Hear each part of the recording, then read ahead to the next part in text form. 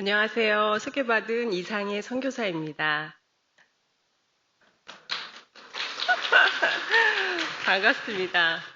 자, 로고스 씨, 즉 말씀이신 그리스도와 큐티를 통해서 그 깊은 사귐과 깊은 교제를 원하셔서 이 자리에 오신 여러분들을 축복하면서 로고스 씨와 연애하기 오늘 큐티 세미나 열어보도록 하겠습니다.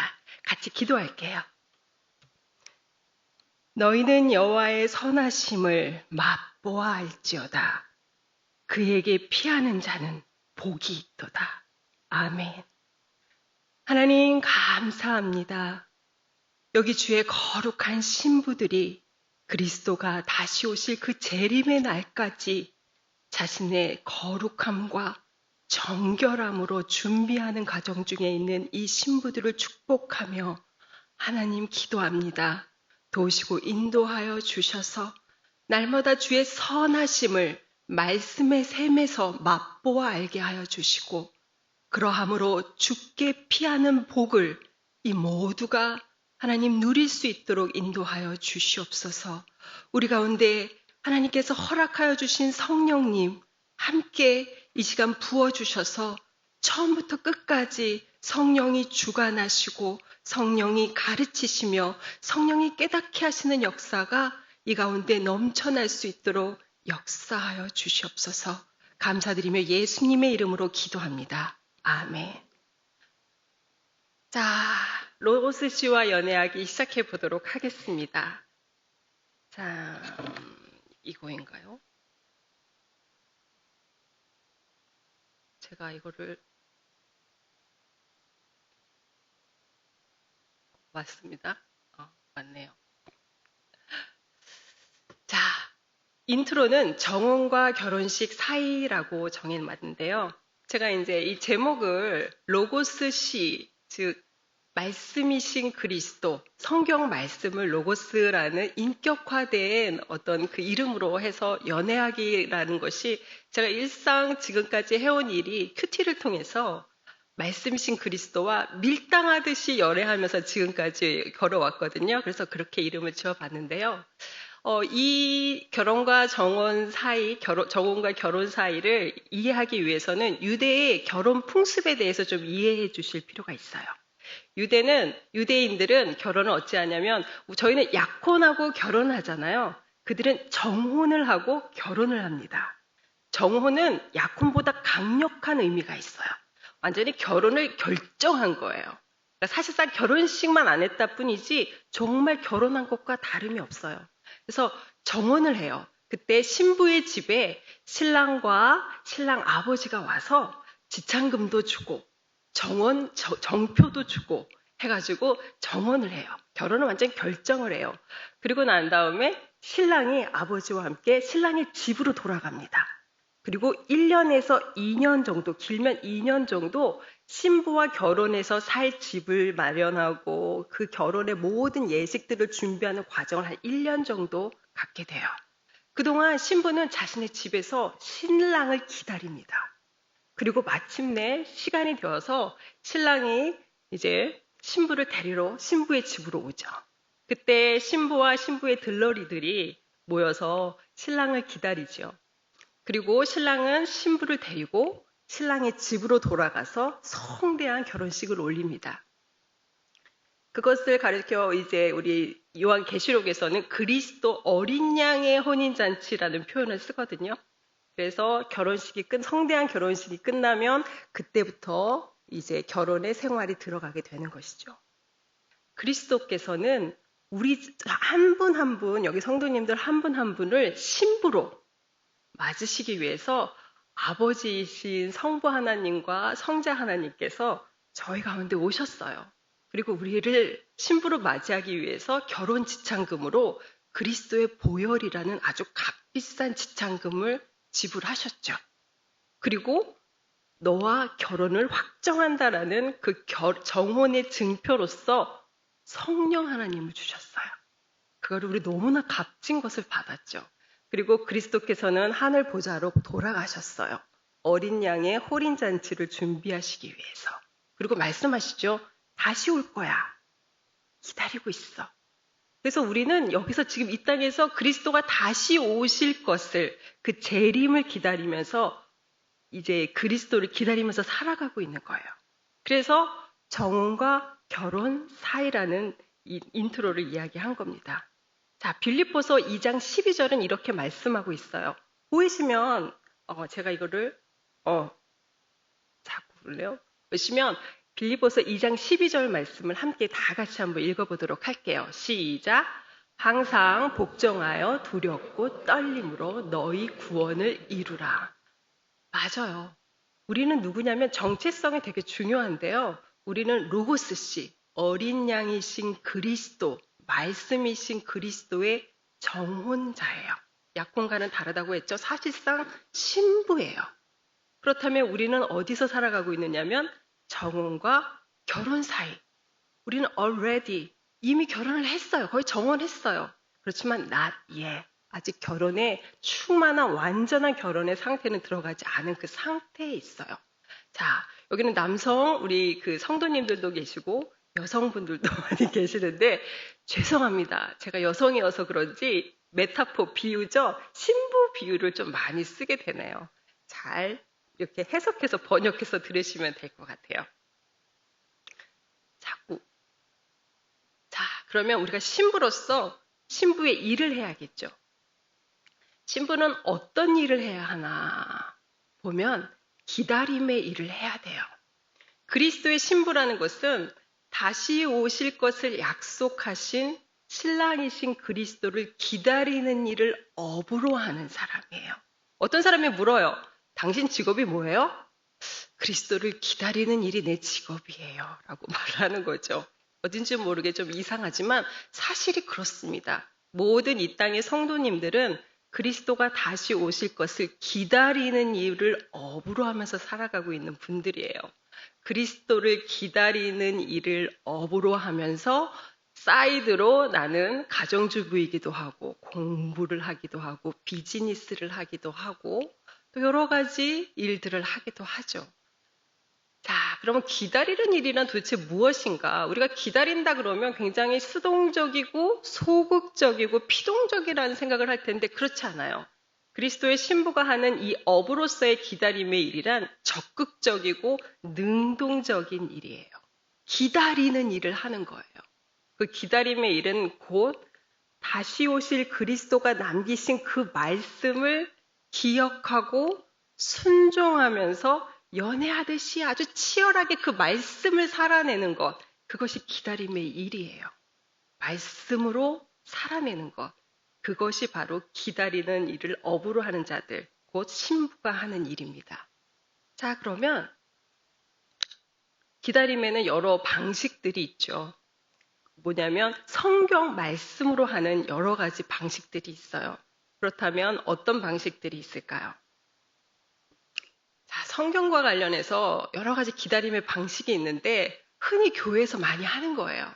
성경 통독도 있고요. 성경 공부도 있고 설교 듣는 것도 있고 또 큐티 하는 것도 있어요. 제가 한번 추려본 건 요 4가지예요. 다 성경을 가지고 말씀을 가지고 그리스도를 기다리면서 살아가는 방법 중에 하나인 이 말씀을 가지고 어떻게 관계하느냐에 대한 이야기인데요.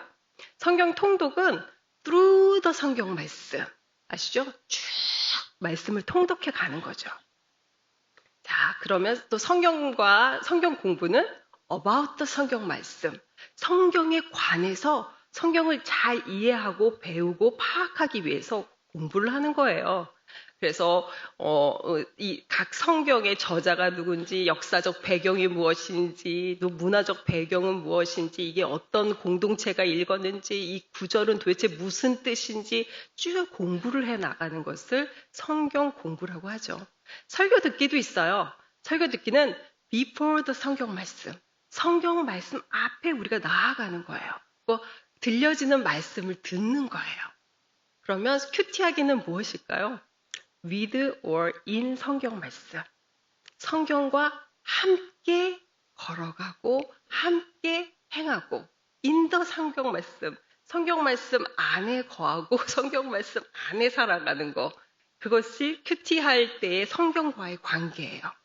그렇다면 이것을 좀 다른 양식의 비유로 한번 이야기해 볼까요? 아까 동영상을 보니까 말씀 묵상 쉐어링을 줌을 통해서도 하고 대면을 통해서도 했지만 또 하고 나면 다 식탁에 앉아서 음식을 쉐어링 하셨잖아요. 너무 바람직합니다. 말씀, 우리가 이제 그 요한복음을 보면 말씀을 양식에 비유하거든요. 생명의 양식으로 비유하잖아요. 그래서 음식과 관계해서 우리가 이 성경과 관련한 이 기다림의 이 방식들을 어떻게 표현할 수 있을까 이제 고민을 해봤는데요. 성경 통독은 드라이빙 트루 음식. 드라이빙 트루 무엇 생각나세요? 맥도날드, 스타벅스, 버거킹, 그쵸? 그런 것들 생각나시잖아요. 빨리 지나가면서 빨리 픽업해갖고 빨리 먹을 수 있는 약간 패스트푸드들이 많아요. 그래서 성경 통독은 쭉 성경을 통독하시면서 그때 바로바로 먹을 수 있는 거, 바로바로 느껴지는 거, 바로바로 깨달은 것들을 먹으면서 계속해서 이렇게 말씀 그 속으로 이렇게 진행해 나가는 것을 성경 통독이라고 할 수 있다면 성경 공부는 가만히 생각을 해봤는데 어떻게 표현할 수 있을까 했더니 밀키트 정도 될 것 같아요. 성경 공부 인도자가 재료들을 다 다듬어서 제공을 하죠. 이거는 어떻게, 저자는 이 사람이고, 언제 지어졌고, 배경은 무엇이고, 이거는 어떤 의미고 해서 잘 마련된 그 재료들을 잘 마련된 소스와 함께 버무려서 잘 요리를 해서 먹을 수 있게 해주는 밀키트 음식은 아닐까 생각이 들어요. 설교 듣기는 모두 다 함께 즐기는 잔치 음식으로 볼 수 있어요. 그래서 그런 생각을 하게 돼요. 주일마다 성도님들이 다 같이 모여서 하나님 앞에 예배를 할 때 또 목사님이 한 주 동안 열심히 성경을 연구하셔서 우리 공동체, 우리 교회를 위해 주시는 맛있는 음식으로 지어주시는 그 설교 말씀을 듣는 것이죠. 그래서 다 같이 즐기는 거야. 나만 먹는 게 아니라 옆에 있는 지체들, 이웃들, 같은 동료들이 함께 모여서 그 음식을 즐기는 것이죠. 그래서 모두 함께 즐기는 것에 포인트가 있어요. 그런데 요새는 인터넷이 많이 발달되어서 옆집에 아주 유명한 잔치집에 그 유명한 목사님들의 그 설교를 잘 들을 수가 있어요. 괜찮아요. 허기지면 가서 들어야죠. 들어도 괜찮은데 저는 그거는 조금 군것질 같다라는 생각이 많이 들어요. 왜냐하면 음식을 먹으면 에너지가 생기잖아요. 근데 그 에너지는 반드시 사용을 해야 되는데 설교는 말씀은 우리 공동체, 내가 멤버십으로 있는 우리 공동체에서 듣는 우리 목사님이 만들어주신 그 음식을 함께 즐기는 거거든요. 그래서 그걸 먹으면 그 공동체에서 저희가 봉사를 하든지 섬김을 통해서 그 에너지를 소비해야 돼요. 그러라고 하나님이 그 만찬의 말씀을 주시는 거예요. 그런데 옆집에 아주 소문난 잔치집에 가서 소문난 그 말씀상을 살짝 구걸하듯이 군것질하듯이 먹으면 그 에너지를 어디다 쓰겠어요? 엄한 데 쓸 수 있어요. 되게 교만한 데 쓸 수 있고 비교하고 이 목사님은 잘하는데 저 목사님은 별로고 비교하는데 그렇게 되면 사실은 범죄하는 일이거든요. 스스로 되게 어려운 처지에 놓이게 되는데 유익하지 않아요. 그래서 저는 어느 교회를 가든지 간에 풍성한 그 말씀을 준비해 주신 그 목사님의 말씀에 귀를 기울이고 충분히 지체들과 즐기라는 말을 드려요. 만약에 들리지 않으면 내 마음이 교만하다 생각하고 겸손할 수 있도록 기도하라고 하고 그래도 안 되면 우리 목사님에게 갑절의 성령을 부어주셔서 풍성한 말씀을 전할 수 있게 해달라고 기도하라고 말씀드려요. 그래서 설교 말씀은 사실 내 교회, 내가 멤버로 섬기고 있는 이 교회에서 듣는 것을 권면해 드립니다. 그렇다면 큐티하기는 소박한 집밥이에요. 내가 만들어서 내가 먹는 거예요. 아시다시피 처음에 밥 지으면 잘 못 짓지요. 밥이 설기도 하고 타기도 하고 죽밥이 되기도 하고요. 또 반찬을 만들라 치면 어떻게 삶아야 되는지 볶아야 되는지 또 이 재료 손질은 어떻게 해야 되는지 잘 몰라요. 그래서 어느 때는 생쌀을 씹기도 하고, 저도 그랬어요. 어느 때는 정말 죽을 만들어서 죽만 먹기도 하고, 어느 때는 아무것도 먹을 것이 없어서 쫄쫄 굶기도 하고. 하지만 중요한 것은 우리가 매일 먹는 건 집밥이에요. 어쨌든 내가 지어서 내가 먹어야 돼. 목사님이 지어주시는 기름진 음식은 뭐 일주일에 한 번 수요 예배, 뭐 새벽 예배도 할 수가 있죠. 그 정도면 되고, 어쨌든 내가 지은 밥을 내가 먹어야지 내가 살아갈 수가 있어요. 자, 그러면 그 다음 이야기도 한번 해보죠. 큐티를 설교 듣기로 대체할 수 있을까? 예전에는 어떤 분들은 그래요. 우리 새벽 설교도 이 큐티 본문으로 해요. 그러니까 굳이 내가 큐티 안 하고 새벽 예배 참여하면 내가 저 설교를 통해서 큐티를 대체할 수 있다고 생각해요. 라고 하시는 분들도 있어요. 달라요, 근데. 왜냐면 설교 말씀은 하나님과 우리 교회 공동체의 이야기예요. 그렇다면 큐티는 하나님과 나의 이야기예요. 우리가 아니에요. 그래서 나는 공동체에 있기 때문에 목사님의 말씀이 우리 모두의 말씀이기 때문에 나한테 오는 말씀이 많아요. 하지만 큐티는 달라요. 나 하나만을 위해서 오시는 말씀이에요. 그렇기 때문에 그 말씀에 포커스해야 돼요. 큐티는 반드시 해야 돼요. 우리 옛날 어른들이 그런 말씀을 하세요. 제가 애들 키울 때 애 자꾸 따라다니면서 숟가락으로 먹여주지 마. 그럼 살 안 올라. 지 손으로 지가 밥 먹기 시작하지 살 오르고 잘한다? 어른들이 그렇게 말씀하시더라고요. 비슷한 것 같아요.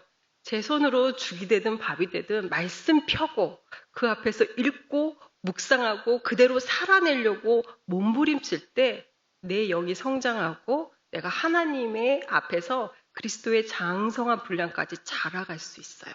확실합니다, 그거는. 자, 그러면 우리가 이 모든 방식들이 있잖아요. 성경 통독, 또 설교 듣기, 또 성경 공부, 큐티하기 이런 여러 가지 방법들 중에 우리가 포커스해야 되는 방식은 큐티예요. 기다림의 방식으로서의 큐티. 그렇다면 큐티는 도대체 어떻게 하는 거야? 라는 것을 물을 수 있는데 이미 잘 알고 계실 거예요. 그렇지만 일반적인 101 그 큐티 정의를 한번 해볼게요.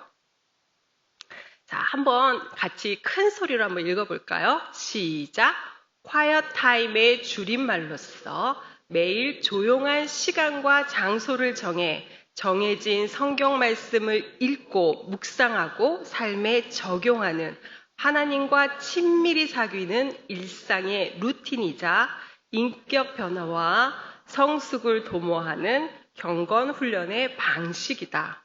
참 길기도 하네요. 맞아요. quiet time. 조용한 시간이라는 거죠. 조용한 시간과 장소를 정한다. 이게 1번이에요. 제일 중요해요. 우리가 물리적으로 준비해야 될 것이고요. 이것을 사수해야지 큐티라는 게 실행이 돼요. 그래서 정확한 시간, 정확한 장소를 정하기를 권면해 드려요. 반드시 정했으면 좋겠어요. 새벽이 제일 좋겠죠. 저도 새벽 계속 몇십 년 동안 새벽에 하고 있으니까요. 장소를 정확하게 정하시는 것들 권면해 드려요. 이곳에서 했다, 저곳에서 했다 하지 마시고 딱 한 장소, 거기는 그리스도 되신 우리 신랑이신 로고스 씨를 만나는 아주 딱 정해진 예약석을 만들어 놓으시고 예약된 시간을 만들어 놓으세요. 그리고 그 장소와 시간을 지키세요. 그렇게 시작하는 거예요. 정해진 성경 말씀은 있잖아요. 이제 여기서 생명의 삶으로 하고 있는 걸로 알고 있는데 저도 그 본문으로 하고 있어요. 생명의 삶이라는 정해진 말씀이 있어요. 그것을 묵상하고 삶에 적용하는데 제일 중요한 것은 이것의 목적은 하나님과 친밀히 사귀는 거라는 것이고 이것이 일상의 루틴이 되어야 된다. 반복되어야 된다. 끝없이 반복되어야 한다는 것이 중요하고요. 이것을 통해서 이루어지는 효과라면 인격적 변화와 성숙이라는 것이죠. 그래서 이것이 경건 훈련의 한 방식으로서의 큐티의 정의예요. 그렇다면 우리가 요즘에 무슨 본문을 묵상하고 있죠? 잠언 묵상하고 계시죠? 그러면 잠언은 도대체 큐티 뭐라고 하고 있나? 잠언 4장 7절에 이렇게 말씀하고 있어요. 큰 소리로 읽어볼게요. 시작! 지혜가 제일이니 지혜를 얻으라. 내가 얻은 모든 것을 가지고 명철을 얻을지니라. 아멘. 자, 잠언에서 지혜를 얻으라고 계속 강조를 하고 있어요. 그렇다면 도대체 지혜를 얻는 방법이 뭐야? 그게 바로 큐티예요. 큐티는 지혜를 얻는 방법이자 도구예요. 사실 잠언은 삶의 기술, 지혜가 삶의 기술이거든요. 삶의 기술을 가르치는데 특별히 잘 먹고 잘 사는 웰빙의 기술을 가르쳐요. 그래서 이것을 잘 가르치기 위해서 아들에게 전수하죠. 얘 아들아, 이거 잘 지키면 너 이 땅에서 잘 될 거야 하면서 가르쳐주는 그 삶의 기술이에요. 그런데 잠언에서 말하는 이 삶의 기술, 지혜는 의롭게 사는 거예요. 잠언 전체를 관통하고 있는 게 의로운 삶이거든요. 의로운 삶, 의인은 형통해, 악인은 망할 거야 라고 하는 게 잠언의 가르침이에요. 그렇다면 의롭게 산다는 게 무엇이냐면 의는 관계를 잘 맺는 것을 의라고 해요. 옳게 관계를 맺는 거. 누구랑? 하나님이랑. 하나님 어떤 분이시죠? 창조주이시자 구원자이시잖아요. 창조주이신 하나님과 어떤 관계를 맺어요? 난 피조물. 구원자이신 하나님과 난 어떻게 관계를 맺죠? 나는 하나님의 자녀. 구원받은 하나님의 자녀. 자, 그러면 신랑이신 그리스도와 잘 관계 맺으려면 어떻게 돼야 돼요? 내가 신부, 거룩하고 정결한 신부. 목자이신 그리스도라면 어떻게 관계 맺어야겠지요? 어린 양이 되어야겠죠. 포도나무세요. 그럼 어떻게 해야 되죠? 나는 포도나무에 붙어있는 포도 열매가 되어야 되는 거죠. 그렇게 좋은 그런 바른 관계를 맺을 때에 그것을 하나님이 의롭다 하세요. 그리고 그렇게 의롭게 사는 것을 가지고 지혜롭다 하고 그 지혜롭게 사는 방식을 가르쳐주는 그 방법이 바로 큐티예요. 매일 말씀 앞에 나가서 그것을 배우는 거예요. 그래서 지혜를 배우는 방식으로서의 큐티를 이야기를 하고 있어요. 자, 그렇다면 그러면 큐티가 이런 거라면 지혜도 얻을 수 있고 하나님을 잘 만나서 관계도 맺을 수 있고 또 늘 하나님을 추구하는 것이라면 큐티는 어떻게 하는 거야? 라고 물을 수 있잖아요. 방법이 있어? 그래서 나의 주님, 나의 큐티라고 이야기를 했는데요. 저도 큐티를 처음 시작했을 때 큐티의 방법에 굉장히 몰입했어요. 어떻게 하면 쉽게 큐티가 되지 않을까? 왜 오늘은 큐티가 안 되는지? 어제는 큐티가 좀 됐는데 저 사람은 큐티가 되는데 왜 나는 큐티가 안 되지? 그래서 큐티의 비법이 없을까? 굉장히 고심을 했어요. 그래서 저절로 되는 큐티 방법이 없을까? 막 고심을 하고 더 나아가면 제가 좀 이렇게 이상한 생각을 좀 많이 하는 친구여서 혈액형에 따른 큐티법이 있을까? 요새는 또 MBTI 얘기 많이 하더라고요. MBTI에 따른 큐티하는 방법이 있을까? 여러 가지 고심과 고민을 했는데 결국 하나님께서 가르쳐 주신 것은 시편 139편 13절에서 14절 말씀이었어요. 작으니까 제가 읽어볼게요. 주께서 내 내장을 지으시며 나의 모든 태에서 나를 만드셨나이다. 내가 주께 감사함은 나를 지으심이 기묘하심이라. 하나님이 우리 한 사람 한 사람을 독특하고 아주 창조적으로 지으셨어요. 신묘막측하게 지으셨어요. 그렇기 때문에 일반적인 비법으로서의 큐티 방법 이런 건 없어요. 왜냐하면 큐티라는 것은 하나님과 사귐의 방법이기 때문이에요. 인격적 사귐의 특별한 방법이나 비법이나 방식 같은 건 없어요. 저는 똑같은 사람이잖아요. 그런데 저와 제 딸이 관계하는 것과 저와 제 아들이 관계하는 것과 저와 제 남편이 관계하는 게 다 달라요. 달라요. 하나님 한 분이시고 동일하신 분이지만 우리 한 사람 한 사람과 교제를 하시고 관계를 맺으시고 인격적으로 관계 맺으실 때는 다 달라요. 왜냐하면 내가 다르니까. 다 너무 달라요. 그래서 하나님이 한 사람 한 사람에게 각기 독특한 방식으로 관계 맺기를 원하세요. 그것이 하나님의 방식이에요. 그래서 비법 같은 것들은 없어요. 자, 얘기로 우리 가족이 이제 4인 가족인데 이제 딸도 이제 직장 때문에 떠나 있고 아들도 저기 대학 때문에 미국에 가 있거든요. 그래서 이제 지금은 달랑 이제 부부가 살고 있긴 하지만 그래도 이제 우리 가족은 내 가족이니까 큐티를 열심히 하고 있어요. 최소 10년에서 최대 몇십 년까지 큐티를 하고 있는 우리 가족이에요. 10대 후반 남자, ISFJ, MBTI. 이 아이의 큐티는 어떻게 하냐면, 물어봤어요. 인터뷰를 했어요. 야, 큐티가 뭐라고 생각해? 너 지금 10년 넘게 큐티하고 있는데, 큐티가 뭐라고 생각해? 하나님과 시간 보내는 거. 그냥 그래요. 되게 아주 시크하고 아주 귀찮다는 듯이. 그런 걸 뭘 그래. 하나님하고 시간 보내는 거지. 이렇게 물어봐요. 그럼 유익은 뭐야? 하더니 이 아이는 뭐 역사, 사회, 자연 이런 데 관심이 많아요. 그래서 하나님 음성도 듣고 또 그것들에 대한 하나님의 뜻도 배울 수 있고, 뭐 피직스 물리학 배우면서 하나님의 뜻을 구하고 막 이런 아이예요. 그래서 그것을 큐티를 통해서도 하고 있는 것 같아요. 또 그럼 방법은 어떻게 하나 하고 이제 물어봤어요. 기도하고 본문 읽고 큐티책 질문 있잖아요. 질문에 답하고 그러더니 다시 본문을 읽는데요. 다시 본문 읽고 다시 기도하고 끝낸 다음에 큐티 노트를 펴서 그 질문에 대한 답을 다 쓰고 기도문을 쓰고 끝! 그리고 자기 전에 쭉 기도를 한다고 이야기를 하더라고요. 그러면서 계속해서 너 이 큐티 계속 할 거야? 앞으로도? 대학 가서도 할 거야? 했더니 당연하지. Part of my life. 내 이 삶의 한 부분이야. 그러니까 나 할 거야. 라고 말을 하더라고요. 시크한 남자친구였고요. 두 번째는 20대 여자 중반 직장인 ENFP. 우리 집안의 유일한 이 인트로버트. 이게 아주 활발한 여자아이의 큐티예요. 큐티는 무엇인가요? 물어봤더니 가능한 조용한 곳에서 하나님의 말씀을 묵상하는 시간? 그래서 되게 이제 FM적으로 이렇게 대답을 했어요. 유익은 뭐야? 하나님 음성을 알아들을 수 있고 일상 속에서 하나님을 가까이 할 수 있지. 어떤 방법으로 해? 기도하고 2번 읽어. 본문 요약을 써. 와닿는 구절도 써. 내 삶과 커넥션, 그다음에 적용 이런 것들을 막 써. 그리고 기도해. 그리고 자기 전에 이 친구도 매일 루틴으로서의 기도를 얘기를 하더라고요.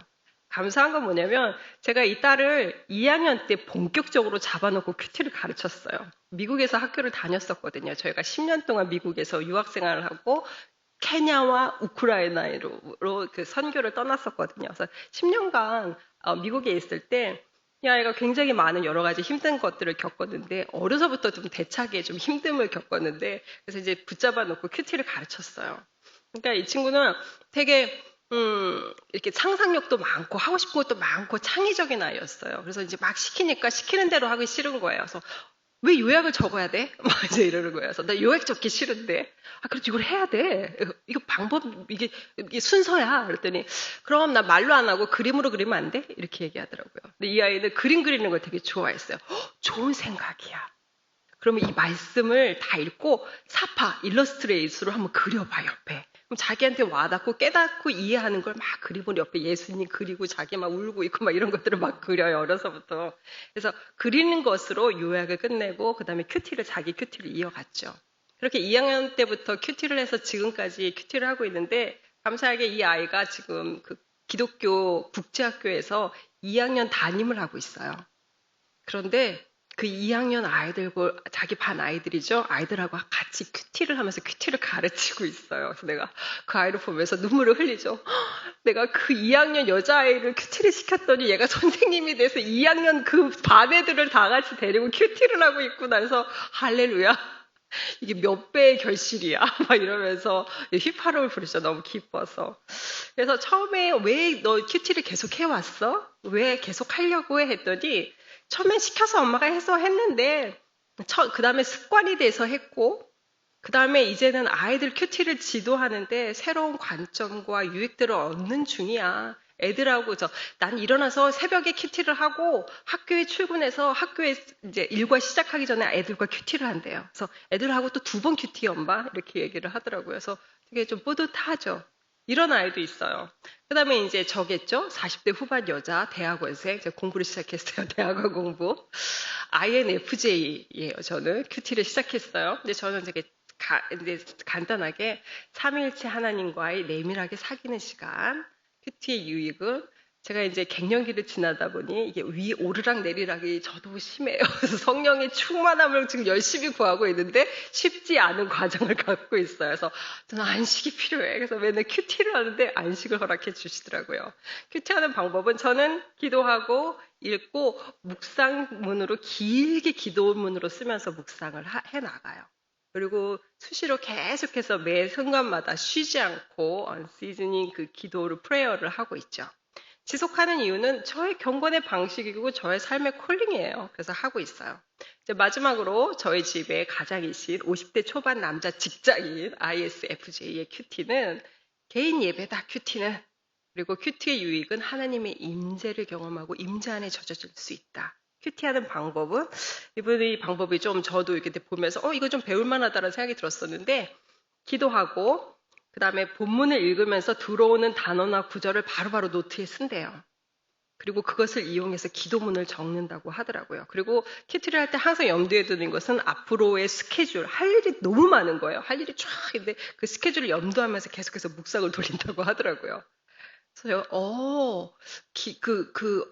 본문에 나오는 성경의 단어들이나 그 구절들을 가지고 기도로 바꾸는구나. 그래서 저건 되게 좋은 방법이다. 라고 해서 이제 저도 이 방법을 좀 배워가려고 해요. 지속하려는 이유는 중요하고 결정적인 개인의 경건 방식이기 때문이다. 라고 해요.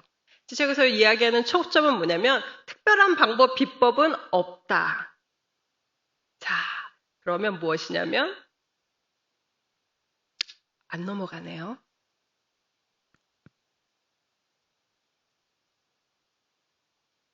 예.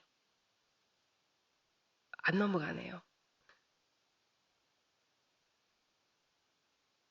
자, 제가 읽어볼게요. 주님이 나의 주님이라면 큐티도 나만의 큐티여야 한다. 나만의 큐티를 창조하기 위해서는 기도처럼 훈련해야 한다. 라고 제가 말씀드리고 싶어요. 기도처럼? 어떻게 하라는 거야? 저희 처음 신앙생활 할 때 기도했을 때 기억나세요? 기도 어디서 배우셨어요? 그렇지 않잖아요. 그냥 기도하라니까 꿇고 기도 열심히 하고 누군가 막 길게 기도하는데 저렇게 기도하는구나. 처음에는 무슨 소리인지도 못 알아듣고. 그래서 계속 기도하겠습니다 해서 그 기도에 참여하다 보면 그 기도의 언어들이 들려요. 그러다 보면 그 기도의 언어를 배우는 거죠. 마치 아이들이 엄마 말 듣고 말 배우듯이 기도의 언어를 배우는 거예요. 그러다가 갑자기 느닷없이 대표 기도를 시켜요. 하늘이 노랗지죠. 그러면 뭐냐면 평소에 들었던 언어로 떠듬 기도의 언어를 시작을 해요. 그러다가 기도의 모임에 나오게 되고 여러분들의 기도 소리를 듣고 기도를 배우기 시작해요. 성경을 배우면 또 성경에서 배운 대로 또 기도를 하고 주기도문으로 기도를 하기도 하고 그렇게 기도가 점점 늘어가는 것처럼 큐티도 마찬가지예요. 큐티를 하면 그리고 하는 사람들과 같이 쉐어링을 나눔을 하다 보면 큐티를 배우게 돼요. 저분은 저렇게 큐티하는구나. 저분은 저렇게 큐티를 하는구나 하면서 나만의 큐티를 배워가죠. 그래서 큐티는 제가 훈련이라는 말을 썼는데요. 연습하는 게 아니에요. 훈련해야 돼요. 연습은 스킬, 기술을 배우는데 반복하는 것을 연습이라고 해요. 피아노를 잘 치고 싶은 사람은 피아노 연습을 해야 되죠. 그런데 피아니스트가 되려면 어떻게 해야 돼요? 피아노로 연습하면 안 돼요. 피아노로 훈련해야 돼요. 끊임없이 훈련해야 돼요. 그래서 체르니 50번까지 딱 치면 근데 잘 치고 싶은 사람은 더 안 쳐도 돼요. 왜냐면 난 잘 치니까. 그 정도면 뭐 찬송가도 칠 수 있고 복음성가도 칠 수 있고 내가 치고 싶은 거 웬만한 거 다 칠 수 있어 하잖아요. 참 피아니스트는 달라요. 피아니스트는 되는 거거든요. 큐티의 사람이 되어야 돼요. 그러려면 훈련을 해야 돼요. 끊임없이 계속해서 큐티를 반복하고 쉐어링함으로써 큐티의 사람이 되어가야 되는 거예요. 그래서 나만의 방법을 찾아가야 돼요. 맨 처음에는 따라하는 수밖에 없어요. 저렇게 하는구나. 저 사람은 저렇게 하는구나. 이렇게도 한번 해볼까? 저렇게도 한번 해볼까? 괜찮아요. 계속 트라이를 해보세요. 트라이 하다 보면 어느 순간 자기만의 방식을 갖게 돼요.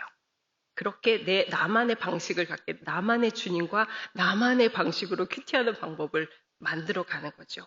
그렇지만 그럼에도 불구하고 큐티에는 기본 요소는 반드시 있습니다. 아무거나 막 내가 하고 싶은 대로 하는 게 아니에요. 요소가 있어요. 자, 그건 뭐냐면 큐티는 사실상 언어의 활동이라고 할 수 있죠. 듣기, 말하기, 읽기, 쓰기 이게 다 언어적인 활동이잖아요. 이것으로 구성이 되어 있어요. 그래서 큐티 저 아까 우리 가족이 어떻게 큐티하는지를 잘 보시면 아시겠지만 기도로 시작해서 기도로 끝납니다. 이건 기본이에요. 대부분 기도로 시작해서 기도로 끝나셔야 돼요. 왜냐하면 그리스도께서 하늘 보좌 우편에 가시기 전에 재림하시기 전에 저에게 정혼의 증표를 주셨죠. 뭘 주셨죠? 성령 하나님 주셨잖아요. 성령의 도움 없이는 큐티는 될 수 없어요. 큐티를 할 수가 없어요. 왜냐면 깨달을 수가 없어요. 읽혀지지도 않고 이해되지도 않고 내 삶에 연결도 안 돼요. 다 성령께서 하시는 거예요. 그렇기 때문에 성령의 도움을 요청해야 돼요. 시작부터. 그래서 기도는 하나님 잘 들을 수 있게 어두운 내 눈을 열어서 주의 기이한 법을 보게 해주세요. 어두운 내 귀를 열어서 주의 세미한 음성을 듣게 해주세요. 내가 이게 듣는 거 막는 나의 죄가 있나요? 죄를 용서해 주세요. 그 기도를 하는 거예요. 그리고 본문을 들어갑니다. 본문은 정해져 있잖아요. 되게 중요해요. 본문을 내가 정하면 안 돼요. 정해진 본문으로 해야 돼요. 내가 본문을 정하는 거 안 돼요. 왜 그런지 나중에 가르쳐 드릴게요. 정해진 본문으로 해요. 그렇죠? 이때 제일 중요한 건 뭐냐면 본문을 이해해야 돼요. 이게 뭐냐면 하나 그리스도의 말씀을 음성을 듣는다고 생각해요. 본문을 읽으면 동시에 듣게 돼요. 소리내서 읽기를 제가 좀 권장드려요. 소리내서 읽어보세요. 제가 읽으면 들려요. 그리스도의 말씀으로 들려요. 이때 중요한 거는 모든 수단, 온갖 수단과 방법을 다 동원해서 본문이 무슨 의미인지를 이해하셔야 돼요. 하나님이 뭐라고 하시는지를 이해해야 될 거 아니에요. 이해가 돼야지 내가 이것에 대해서 뭐라고 대답을 하든지 어떻게 반응을 하든지 순종을 하든지 거절을 하든지 반항을 하든지 할 거 아니에요. 그래서 일단 이해를 해야 되는 거예요. 근데 이제 쉽지 않죠. 이해하는 것이. 그래서 갖은 방법을 다 쓰라고 제가 얘기 드려요. 큐티 해설을 제일 중요한 쉬운 방법이죠. 해설을 읽어도 돼요. 또 우리 개역 개정 본문 사용하잖아요. 어려워요. 저도 되게 어려워요. 몇십 년 해도 너무 어려워요. 이 번역이 너무 어려워요. 그러니까 새 번역도 있고 뭐 쉬운 성경도 있고 우리말 성경도 있고 현대인의 성경도 있고 현대 성경도 있고 수많은 버전의 성경들이 있어요. 그렇다면 제일 쉬워 보이는 버전의 성경을 가지고 읽어도 괜찮아요. 왜냐면 내가 그 본문이 무슨 본문 이야기를 하시는지를 이해해야 되니까. 또 나가서 정말 더 이해가 안 되면 인터넷을 검색해. 우리 휴대폰 옆에 있잖아요. 뭐 유튜브만 보지 마시고 열어서 검색이라는 걸 한번 해보셔도 돼요. 뭐 에베소서 1장 1절에서 6절 주석 이렇게 치면 쫙 떠요. 그럼 거기서 들어가셔서 내가 모르는 부분, 궁금했던 부분들을 서치를 하셔도 돼요. 하여튼 모든 수단과 방법을 다 동원해서 본문을 읽는 것이죠. 이해하는 거예요. 그리고 이해한 것을 이제 본격적으로 쓰기 시작을 합니다. 근데 저는 쓰라고 반드시 얘기를 하거든요. 근데 뭘 써요? 본문의 내용을 한번 써보세요. 내 말로. 제일 중요한 거예요. 자기 말로 요약을 하는 거예요. 그래서 읽고 충분히 이해했다면 덮고 공책 앞에 서서 앉아서 내 말로 오늘 말씀은 그러니까 하나님은 오늘 이런 말씀을 하셔. 이런 말씀을 하시는 것 같아요. 쭉 그거를 하는 거 이게 써보세요. 그리고 그 요약의 근거에서 묵상을 하는 거예요. 이게 몇천 년 전에 주신 그 말씀이기 때문에 되게 어려운 말씀인데 이걸 내 말로 번역이죠. 트랜슬레이트 번역인데 내 말로 이렇게 요약을 하면 내 삶에 훨씬 더 가까이 와 있어요. 이 내가 요약한 것이. 그래서 내 삶과 이렇게 연결하기가 훨씬 쉬워요. 그래서 제가 이걸 그렇게 강조하는 거예요. 자기 말로 요약하세요. 그래야지 묵상이 돼요. 그래서 이제 묵상하다 보면 의문점이 떠오르기도 하고 갑작스러운 통찰이 일어나기도 하고 이미지가 떠오르기도 하고 잊어버렸던 기억이 생각이 나기도 하고 어떤 느낌이나 상상력들 또 깨달음들 과거의 상처들 잘못했던 거 화났던 거 내가 어제 왜 그렇게 화가 났을까 뭐 이런 것도 생각이 나고 옛날에 누군가가 했던 어떤 말이나 목사님이 해주셨던 말씀이나 수많은 것들이 이 말씀을 읽으면서 생각이 나고 떠올라요. 그런 것들을 이제 말씀과 연결시켜서 묵상을 시작을 하시는 거예요. 그런데 시간이 한정되어 있기 때문에 어느 순간 보면은 제가 한참 열심히 할 때는 하루에 2-3시간씩 했어요. 그럴 때도 있었답니다. 그런데 시간이 모자라요. 그럴 때는 이제 시간을 되게 중요하잖아요. 출근도 해야 되고 애들 뭐 학교 등교도 시켜야 되고 해야 될 일들도 해야 되니까 덮으시면 돼요. 그리고 잠깐 기도하시면 돼요.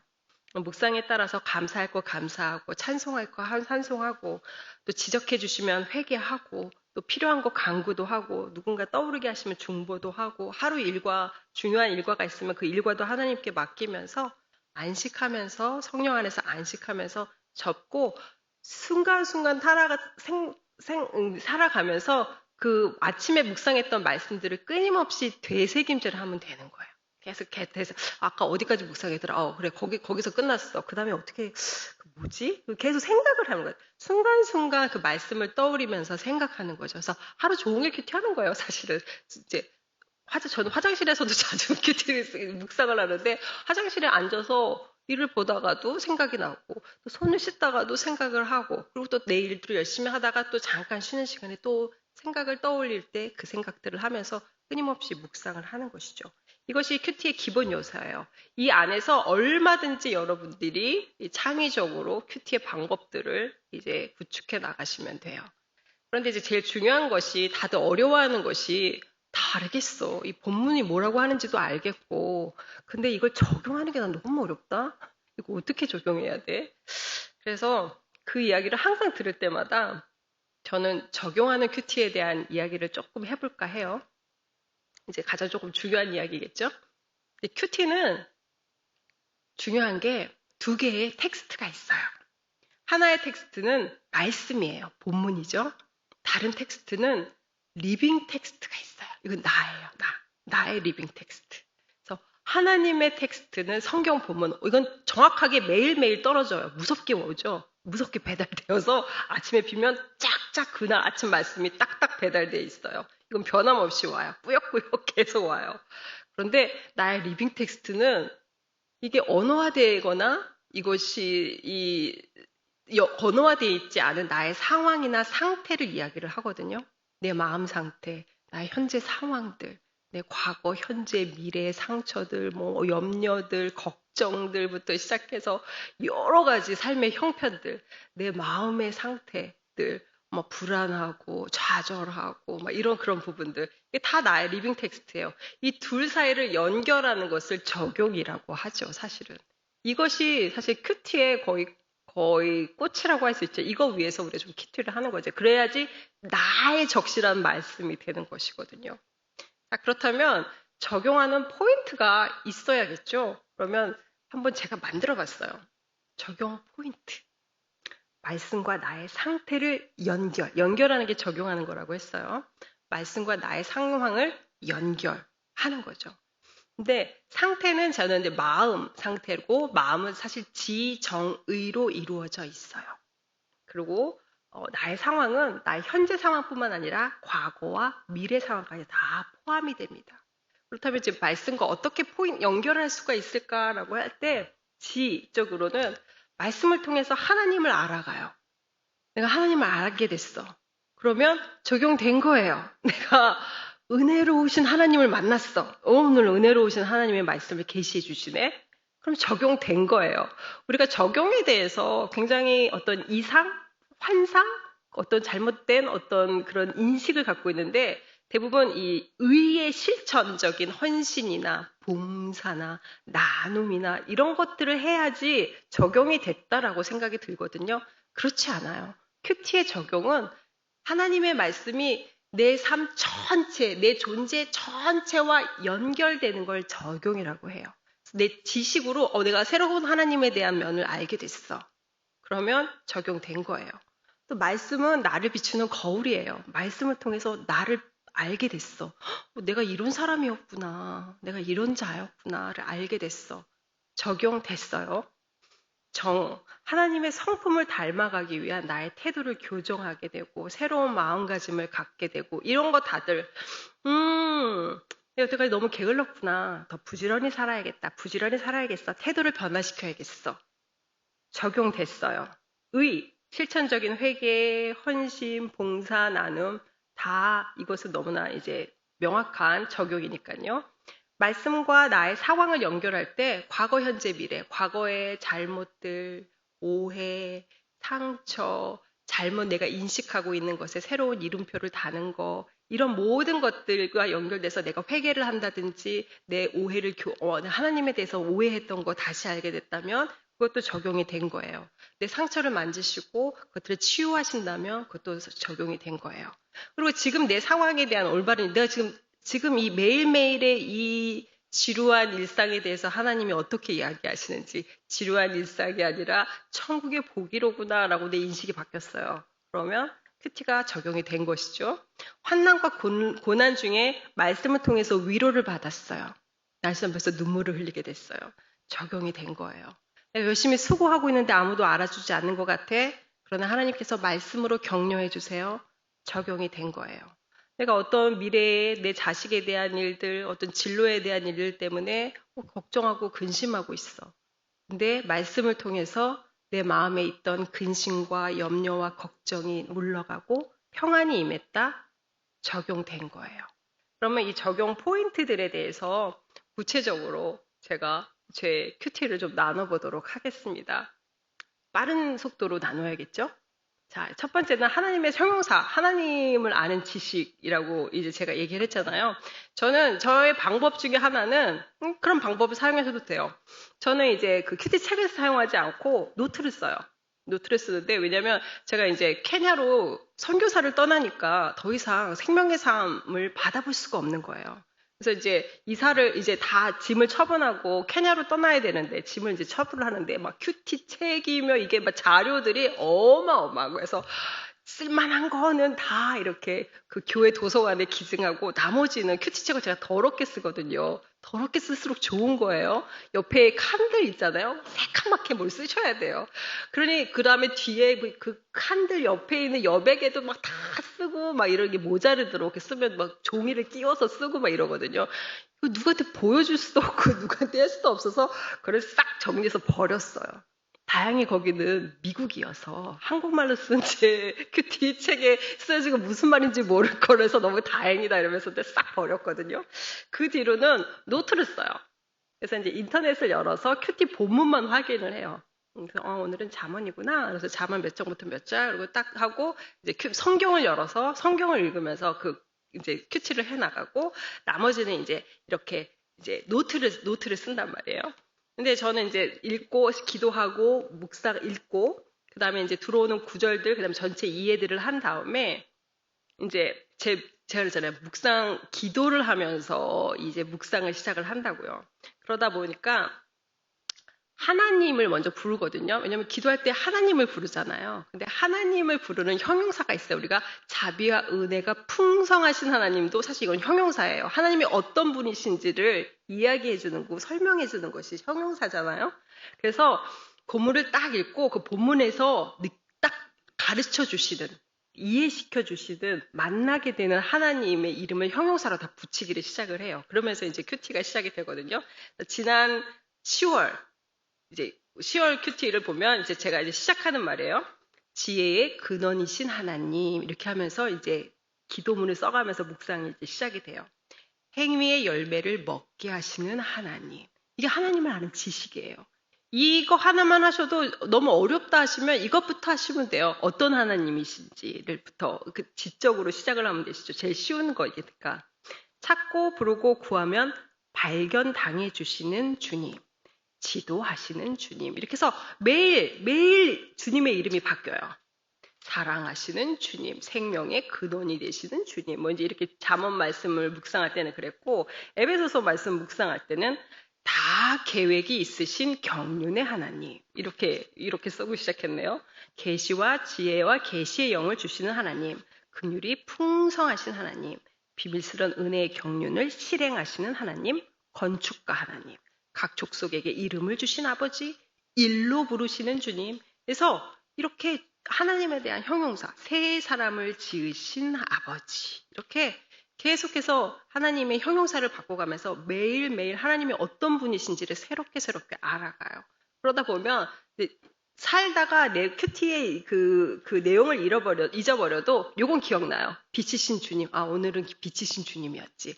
빛이신 주님, 제가 걷는 이 모든 길이 어둠일지라도 주님 빛으로 비춰주십시오. 이렇게 기도하면서 가는 거예요, 사실은.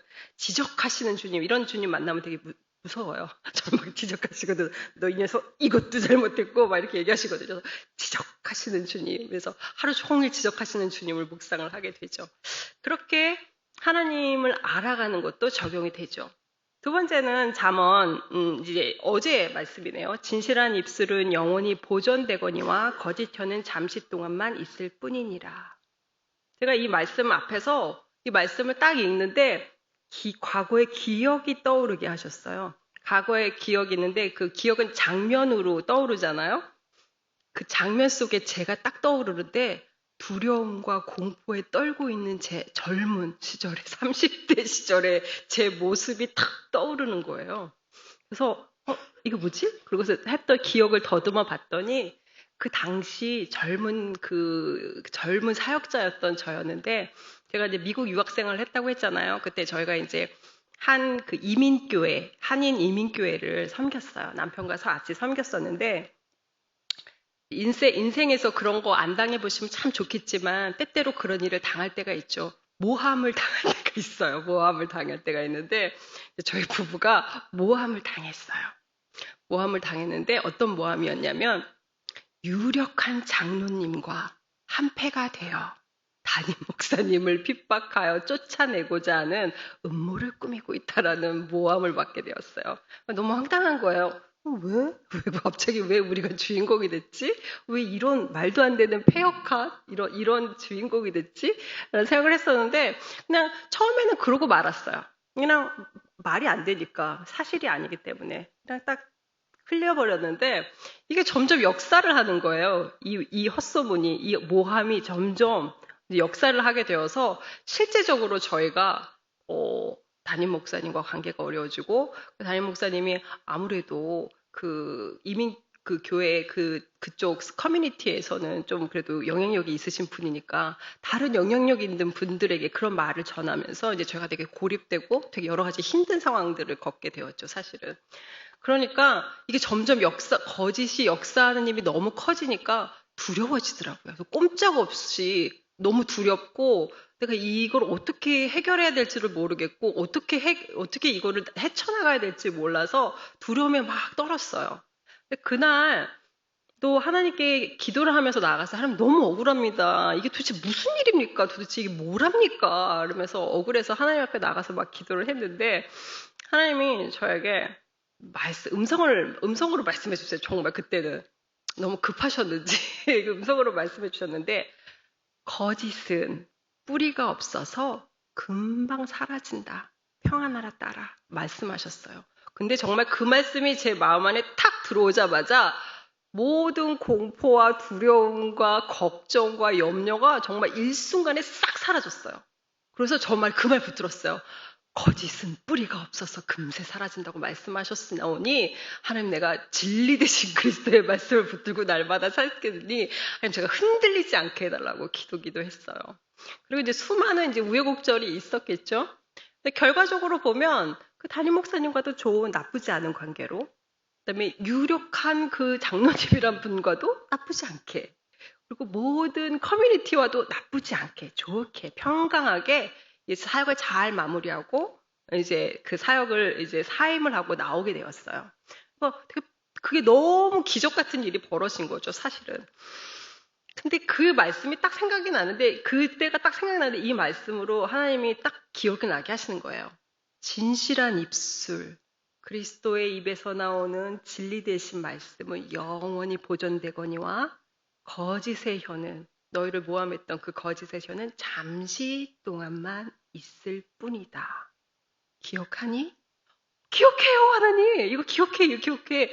거짓은 뿌리가 없어서 금세 사라진다고 하셨잖아요. 근데 이 말씀이 그 말씀이셨군요. 그때는 다른 큐티를 하고 있었어요, 사실은. 그래서 이 말씀 들을 수 없었는데, 이게 이제 오랜 시간이 지난 후에 이 말씀 앞에서 그때가 떠오르더라고요. 그런데 그때도 여전히 어떤 다른 루머나 여러 가지 그런 거짓의 말들에 두려워하고 떠는 저였다면 여전히 저는 그런 것 같아요. 그래서 이날 앞에서 하나님 그때에 비하면 제가 나이가 좀 많이 들었고 정말 산전수전 공준전 다 겪었는데 정말 케냐 우크라이나 돌아다니면서 엄청난 일들을 다 겪었는데 그래도 여전히 저는 이 거짓 앞에 거짓이 겁박하고 거짓이 협박할 때 여전히 두려워하네요, 주님. 달라진 게 없네요. 라고 고백을 할 수밖에 없었어요. 그러면서 다시 고백했죠. 진실한 입술, 그리스도의 입술에서 나오는 그 영원하신 하나님의 말씀으로 내가 오늘도 살아가겠습니다 하고 고백을 했어요. 이게 어제 큐티였어요, 사실은. 자, 이게 지적인 거예요. 하나님이 어떤 분이신지 여전히 거짓의 겁박 앞에 떨고 있는 나를 다시 보게 되었죠. 거울에 비춰서. 자, 두 번째는 정에 대한 예인데, 이것도 이제 누가복음 말씀이었어요. 이제 제가 기니까 읽어볼게요. 마리아가 천사에게 말하되, 나는 남자를 알지 못하니 어찌하여 이 일이 있으리이까? 천사가 대답하여 이르되, 성령이 네게 임하시고 지극히 높으신 이의 능력이 너를 덮으시리니 이러므로 나실 바 거룩한 이는 하나님의 아들이라 일컬어지리라. 아멘. 제가 지금은 이제 그 직장인인 저의 딸이 대학 시절의 일이었어요. 이제 쭉 모태솔로로 지내시다 그분이 드디어 마침내 남자친구를 만나게 된 거예요. 그래서 이제 마침내 남자친구를 만나서 이제 저희 집에 방문을 한 다음에 이야기를 했어요. 엄마, 내가 남자친구가 생겼어요. 이렇게 얘기를 한 거예요. 그래서 할렐루야, 너 드디어 남자친구를 만났구나. 모태솔로 탈출이구나. 그래서 도대체 어떤 친구니, 어떤 형제니? 이러면서 이제 물어봤어요. 아버지 부모님이 선교사님이셔. 할렐루야. 지금은 목회를 하고 계셔. 할렐루야. 그래서 잘 됐다. 같은 학교 다니는데, 잘 됐다. 공부도 열심히 하고, 너무 성실하고, 잘 됐다. 그런데 나중에 딱 하나를 붙이는 거예요. 근데 엄마, 교회를 안 다녀. 헐! 너무 큰 반전이잖아요.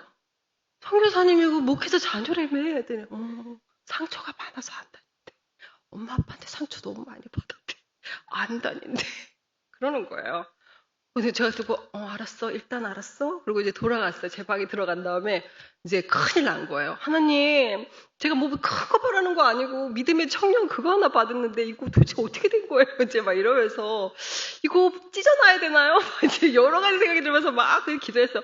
하나님이 불신자와 사귀지 말라고 하셨는데부터 시작을 해가지고 이거 안 되는데 믿음 없는 이방인하고 이거 안 되는데 막 이러면서 별의별 거 다 드리면서 하나님하고 막 옥신각신 씨름을 했어요. 어떻게 될지를 모르겠는 거예요. 하나님 가르쳐 주세요. 그때 이제 크리스마스 때였어요. 아이가 이제 겨울방학 때 왔기 때문에.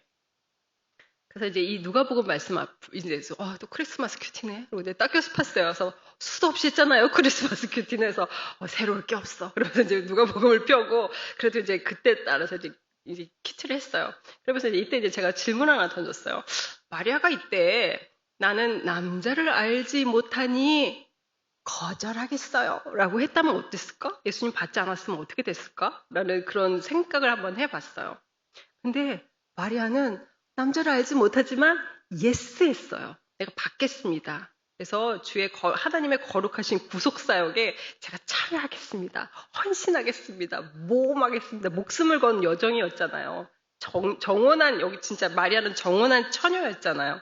거룩과 순결을 지켜야 되는 처녀인데 임신을 하면 목숨을 내놔야 하는데 어마어마한 모험을 하는 것이죠. 근데 그런 묵상을 쭉 하다가 하나님께서 저한테 깨달음을 주셨어요. 내가 너의 딸의 남친인 그 아이, 그 남자아이 걔를 사랑한다? 당연히 그러시겠죠. 하나님 다 사랑하시는데. 그런데 그 아이를 네가 좀 잉태해주면 안 되겠니? 하나님 말씀하시는 거예요. 내가요? 마리아가 스트레인저죠, 사실은. 남자를 알지 못하고 성령으로 잉태한다는데 이거 정말 초월적인 일이잖아요. 초월적인 일, 초자연적인 일이 일어나는 거잖아요. 그런데 그 아이를 네가 좀 잉태해봐. 하나님께서 말씀하셨어요. 그러면서 그 아이의 삶의 여정에 대해서 한번 생각을 하게 됐어요. 그 애가 몽골에 가고 또 저쪽 카트만두에 가서 뭐 그때 거기서 막 선교를 하고 거기서 핍박을 받고 교회에 또 목회하신다는데 거기서 막 여러 가지 그것들을 쭉 생각하니까 그 아이가 너무 안 된 거예요. 내 아들 같은 거예요. 사실 걔도 MK이고 PK이니까 미셔너리 키즈였으니까 제 딸과 아들이랑 다르지 않은 아이였는데 상처를 받아서 교회를 등지고 떠났다라고 하니까 마음이 되게 아프더라고요. 그래서 제가 이제 이날 하나님 내가 그 아이를 잉태하겠습니다. 그 아이를 내 뱃속으로 받겠습니다. 그 아이는 제 아이입니다. 라고 기도를 했어요.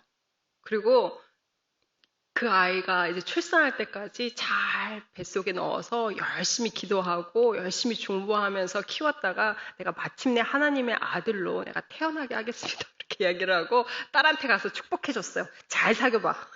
잘 사귀어봐. 기도해. 막 이렇게 하고 하영이랑 내 제 딸이 하영이거든요. 화이팅! 이제 그렇게 해서 이제 그 관계를 시작을 했죠.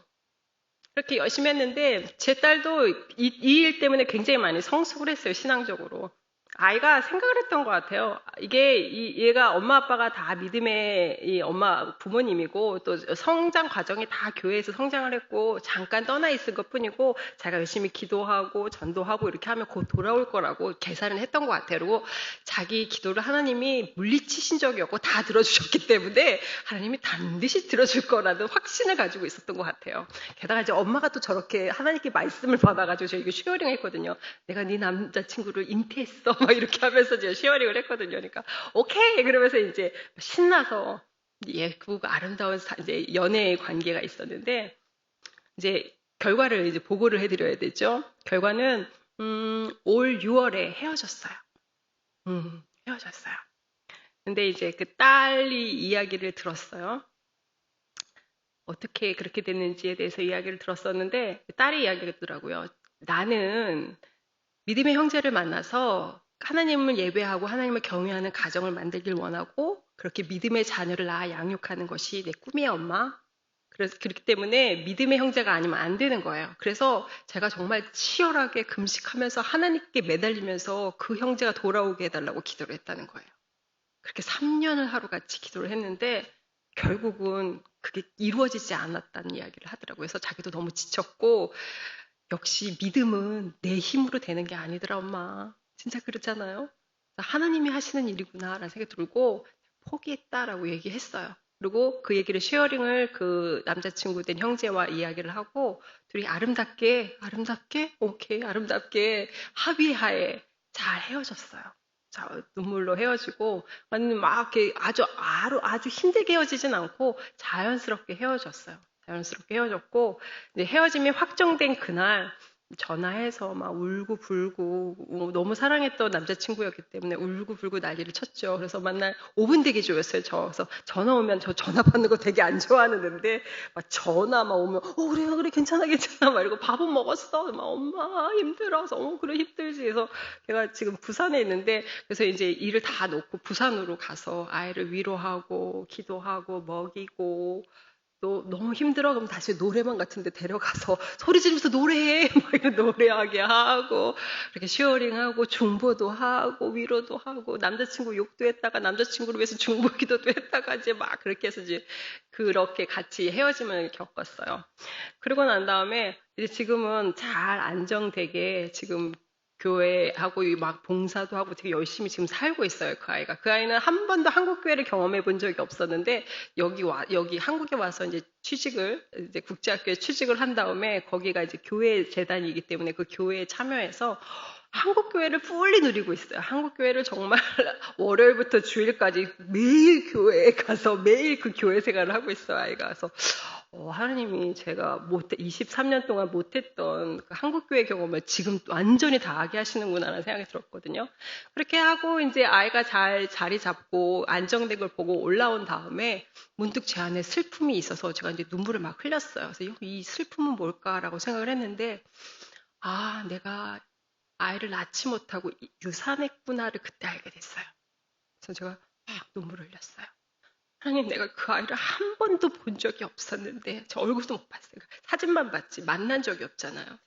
왜냐면 외국에 있기 때문에, 한 번도 만난 적이 없는데, 그래서 내가 정말 기도하면서 믿음의 아들로 내가 출산하리라고 했는데, 그 애가, 제가 잃어버렸구나. 내가 유산했구나. 그래서 내가 아이 하나를 유산했구나 해서 되게 슬픔이 밀려와서, 뒤늦게 되게 마음 아파하면서 힘들어 했었어요, 사실은.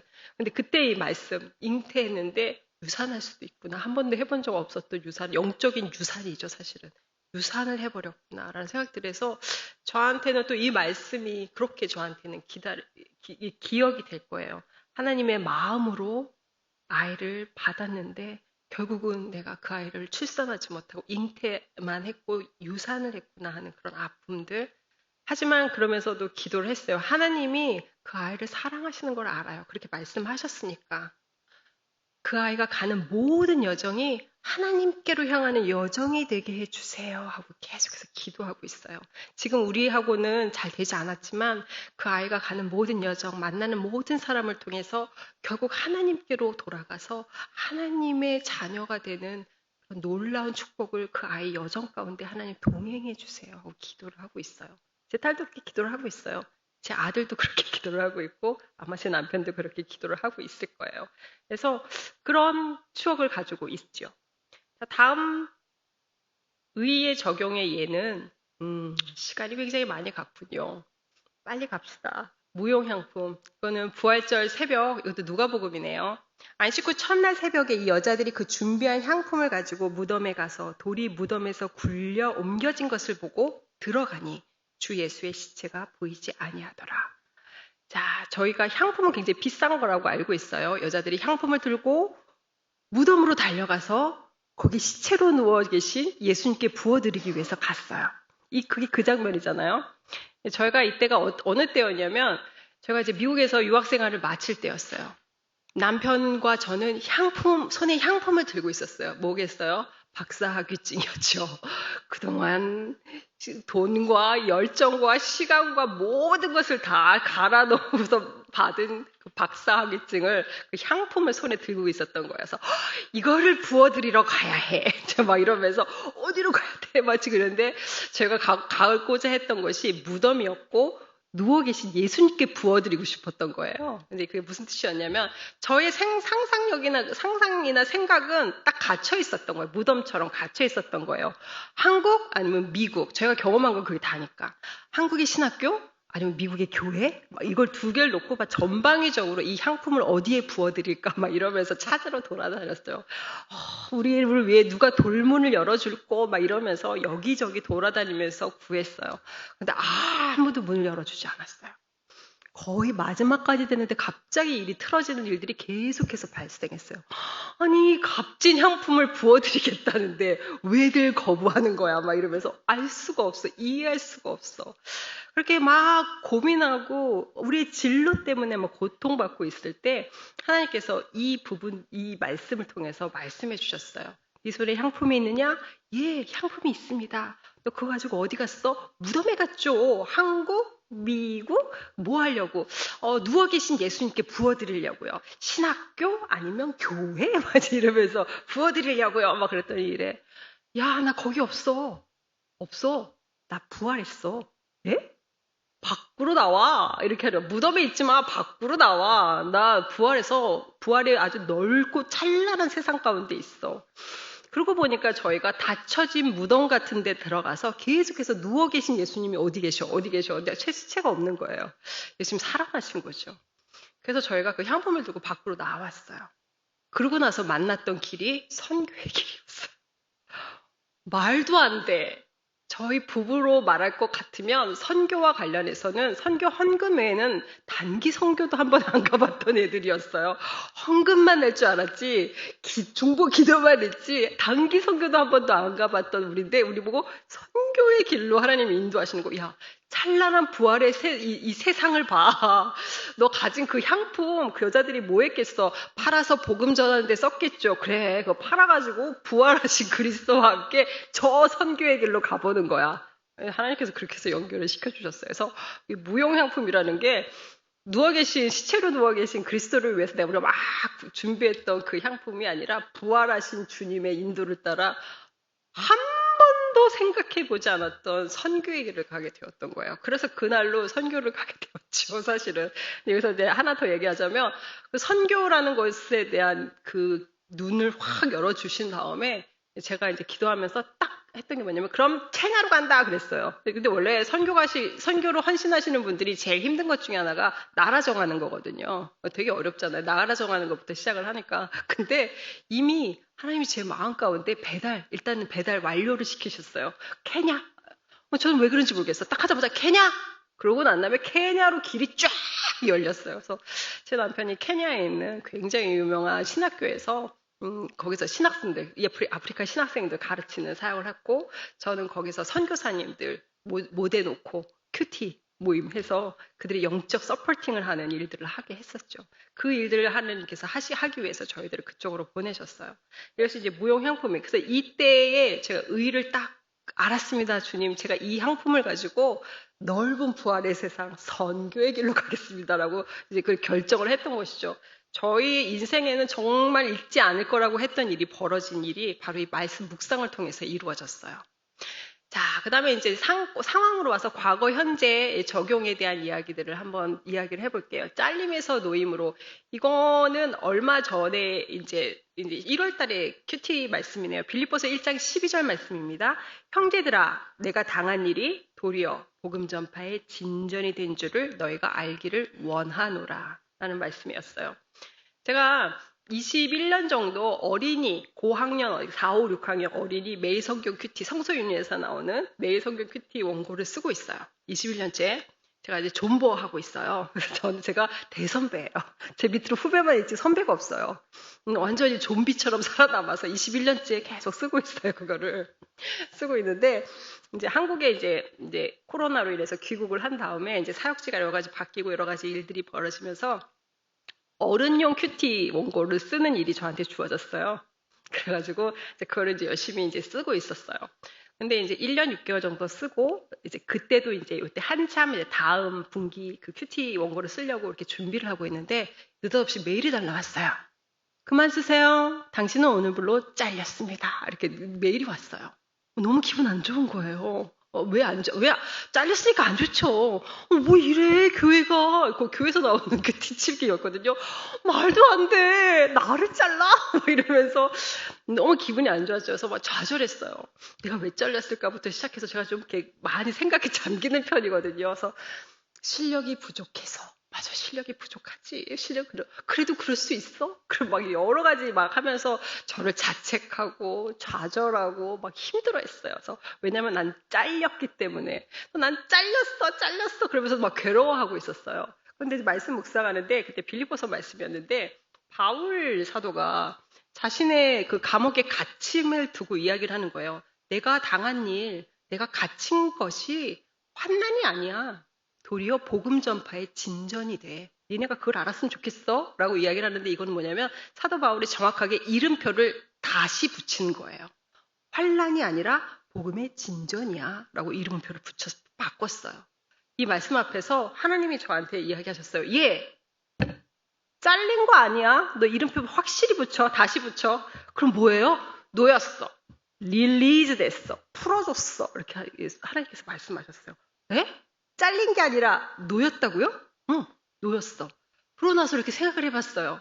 제가 어른용 큐티 원고를 쓸 때 정말 너무 괴롭게 썼어요. 정말 너무 괴로웠어요. 그래서 쓸 때마다 괴로웠어요. 너무 쩔쩔매고 이게 이렇게 내 큐티는 쉬운데 이거 큐티 이거 원고는 왜 이렇게 어려워? 막 이러면서 너무 어려워. 막 이러면서 막 정말 힘들게 써가지고 보냈거든요. 그러고 나니까 내가 놓였구나라고 생각하니까 해방감이 갑자기 몰려오는 거예요. 나 해방된 거야? 나 놓인 거야? 나 매였던 거였어서 놓인 거야? 그래서 막 해방감이 막 밀려오더라고요. 그러니까 잘렸을 때는 막 좌절하고 막 힘들었는데 놓였다고 하니까 막 해방감으로 너무 기쁘고 자유로움에 막 도취되는 거죠. 와우, 너무 기뻐. 하나님 감사합니다. 놓이게 해줘서 다시 감사로 바뀌었어요. 그렇게 되면서 이렇게 놓인 일이 어떻게까지 발전이 됐냐면 제가 이제 올 1월에 대학원생이 됐잖아요. 다시 공부를 시작했어요. 근데 그 프로그램이 성경 주의 프로그램이에요. 왜냐면 제가 이제 큐티 그 어른용 큐티 그 원고를 쓰다 보니까 제가 되게 주의력이 부족하구나를 그때 뼈저리게 느꼈어요. 사실 그래서 되게 어려웠구나라는 것들을 알게 되었는데 그러면서 하나님께서 인도해 주셨어요. 부족한 거 알았지? 네. 1년 반 동안 처저히 깨달았어요. 그렇지? 자, 그럼 공부해야지. 네. 다시 공부를 했어요. 그래서 정말 복음의 진전을 이루었던 일이었죠. 잘림에서 노임으로 이름표를 바꿨어요. 잘린 게 아니라 나는 놓였구나. 그러다 보니까 해방감이 일어났고, 그리고 그 전에 있었던 일들이 나에게 왜 매였고 나를 힘들게 했었지? 성경 주의 실력이 부족했구나. 그러면 성경 주의 공부를 해야지. 이렇게 연결되어서 지금 열심히 공부를 하고 있답니다. 그래서 과거와 현재의 적용은 이름표를 바꿔 붙이는 것 되게 중요합니다. 나를 짓누르는 그 상황에 내가 어떤 부정적인 이름표를 붙이고 있는지를 안다면 다시 하나님 앞에 나가서 큐티를 통해서 하나님 다시 이름표 붙여주세요. 다시 붙여주세요. 새롭게 이 상황을 볼 수 있는 새로운 이름표를 허락해 주세요라고 기도를 하면 하나님께서 눈을 열어주세요. 자, 미래의 적용에 대한 이야기들이 나와 있네요. 이거는 이제 창세기 말씀이죠. 아브라함 때 첫 흉년이 들었더니 그 땅에 또 흉년이 들매 이삭이 그랄로 가서 블레셋 왕 아비멜렉에게 이르렀더니 여호와께서 이삭에게 나타나 이르시되 애굽으로 내려가지 말고 내가 네게 지시하는 땅에 거주하라. 이 땅에 거류하면 내가 너와 함께 있어 너에게 복을 주고 내가 이 모든 땅을 너와 네 자손에게 주리라. 아멘. 이것은 제가 케냐에 이제 선교사로 이제 파송이 되어서 갔는데 그 해에 대통령 선거가 있었어요. 대통령 선거면 뭐 대선이니까 뭐 되게 좀 경기 좋아지고 우리나라 생각하면서 뭐 시끌시끌 하겠구나라 생각했는데 아니에요. 케냐는 5개의 부족 국가로 이루어져 있어요. 그래서 그 중에 기쿠유족이 제일 세요. 그래서 기쿠유족에서 계속해서 대통령이 나왔어요. 그 다음에 루야족에서도 대통령 후보를 내요. 근데 대통령 이제 막 그 부족 싸움인 거예요. 그래서 그때 부정선거도 일어나고 막 그렇더라고요. 근데 이제 누군가 이제 기쿠유족에서 딱 대통령이 되면 나머지가 막 폭동이 일어나는 거예요. 그래서 여기 보면 아브라함 때 첫 흉년이 들었더니 제가 없었을 때예요. 5년 전이었어요. 첫 흉년, 안전에 흉년이 들었어요. 폭동이 일어나서 너무 무시무시한 상황이 있어서 막 선교사님들이 막 힘들어하고 막 철수하고 막 이랬던 일들이 있었던 거예요. 그 땅에 또 흉년이 들었어요. 두 번째 흉년, 두 번째 안전의 흉년이 딱 들었던 거예요. 딱 그거에 끼어 있었던 거예요, 제가. 그럴 때 대선을 앞두고 미국 선교사님들은 안전에 굉장히 예민하세요. 다 철수하셨어요. 야, 다 나와. 선교 단체에서 다 나와. 거기 있다가 큰일 나니까 옛날에도 5년 전에도 그랬으니까 다 나와. 그런데 그래서 막 미국 시민권이 있으신 뭐 한국 선교사님도 다 안식년으로 나간다고 그러고 막 다 나가시는 거예요. 저희는 들어온 지 얼마 안 돼서 이제 신참 선교사인데 나갈 데도 없거니와 오라는 데도 없거니와 저희는 선교단체도 없고 지역교회에서 파송을 해줬기 때문에 어떡하지? 이제 막 이러고 있어. 나가야 되나? 뭐 어떻게 되나 모르서 우물쭈물 우리한테는 어떤 매뉴얼이나 지침도 없었기 때문에 하나님 어떻게 하면 좋아요? 이제 와서 이제 뭐 열심히 기도를 하면서 묵상을 했을 때 하나님께서 이때 이제 이 창세기 말씀을 통해서 두 번째 안전의 흉년이 들었구나. 너 안전한 애굽 땅으로 내려갈 생각하지 말고 그냥 거기 있어. 그러면 내가 너한테 복을 주고 너와 네 자손에게 이 땅을 줄 거야.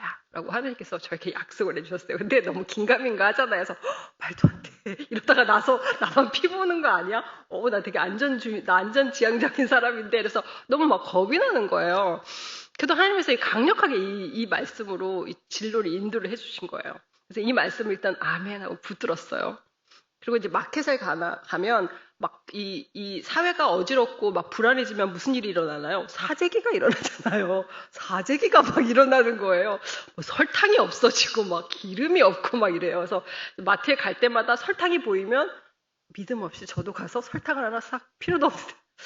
그냥 필요할 것 같아서. 그리고, 좀 물도 하나, 좀 휴지도 좀 하나 해서 믿음이 없어질 때마다, 막 흔들릴 때마다 가서 하나씩 해서 이제 조금씩 쌓아두고 있었죠, 사실은. 그래서, 하나님 저의 믿음 없음을 용서하여 주시고, 이제 막 기도하면서 지냈어요. 그런데 이제 결과적으로 아무 소요나 폭동 없이 평화적으로 이렇게 선거가 맞춰지고 대통령이 세워지는 일들이 일어났어요. 그래서 제가 이 말씀 볼 때마다 두 번째 흉년이 들었을 때 이삭에게 해주셨던 이 말씀이 저에게도 해주셨던 그래서 저의 염려와 걱정을 이 말씀에 붙들어서 결국은 제가 그 시기를 잘 지날 수 있었던 그 기억들을 가지고 있습니다.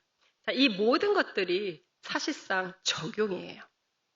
자, 그러면 이 적용한 이 큐티를 어떻게 나눌 것인가에 대해서 빠르게 이야기를 하면서 지나가 보도록 하겠습니다.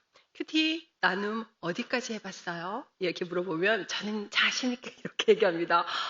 제가 왕년에 일주일에 5번에서 6번의 큐티 나눔을 인도했고요.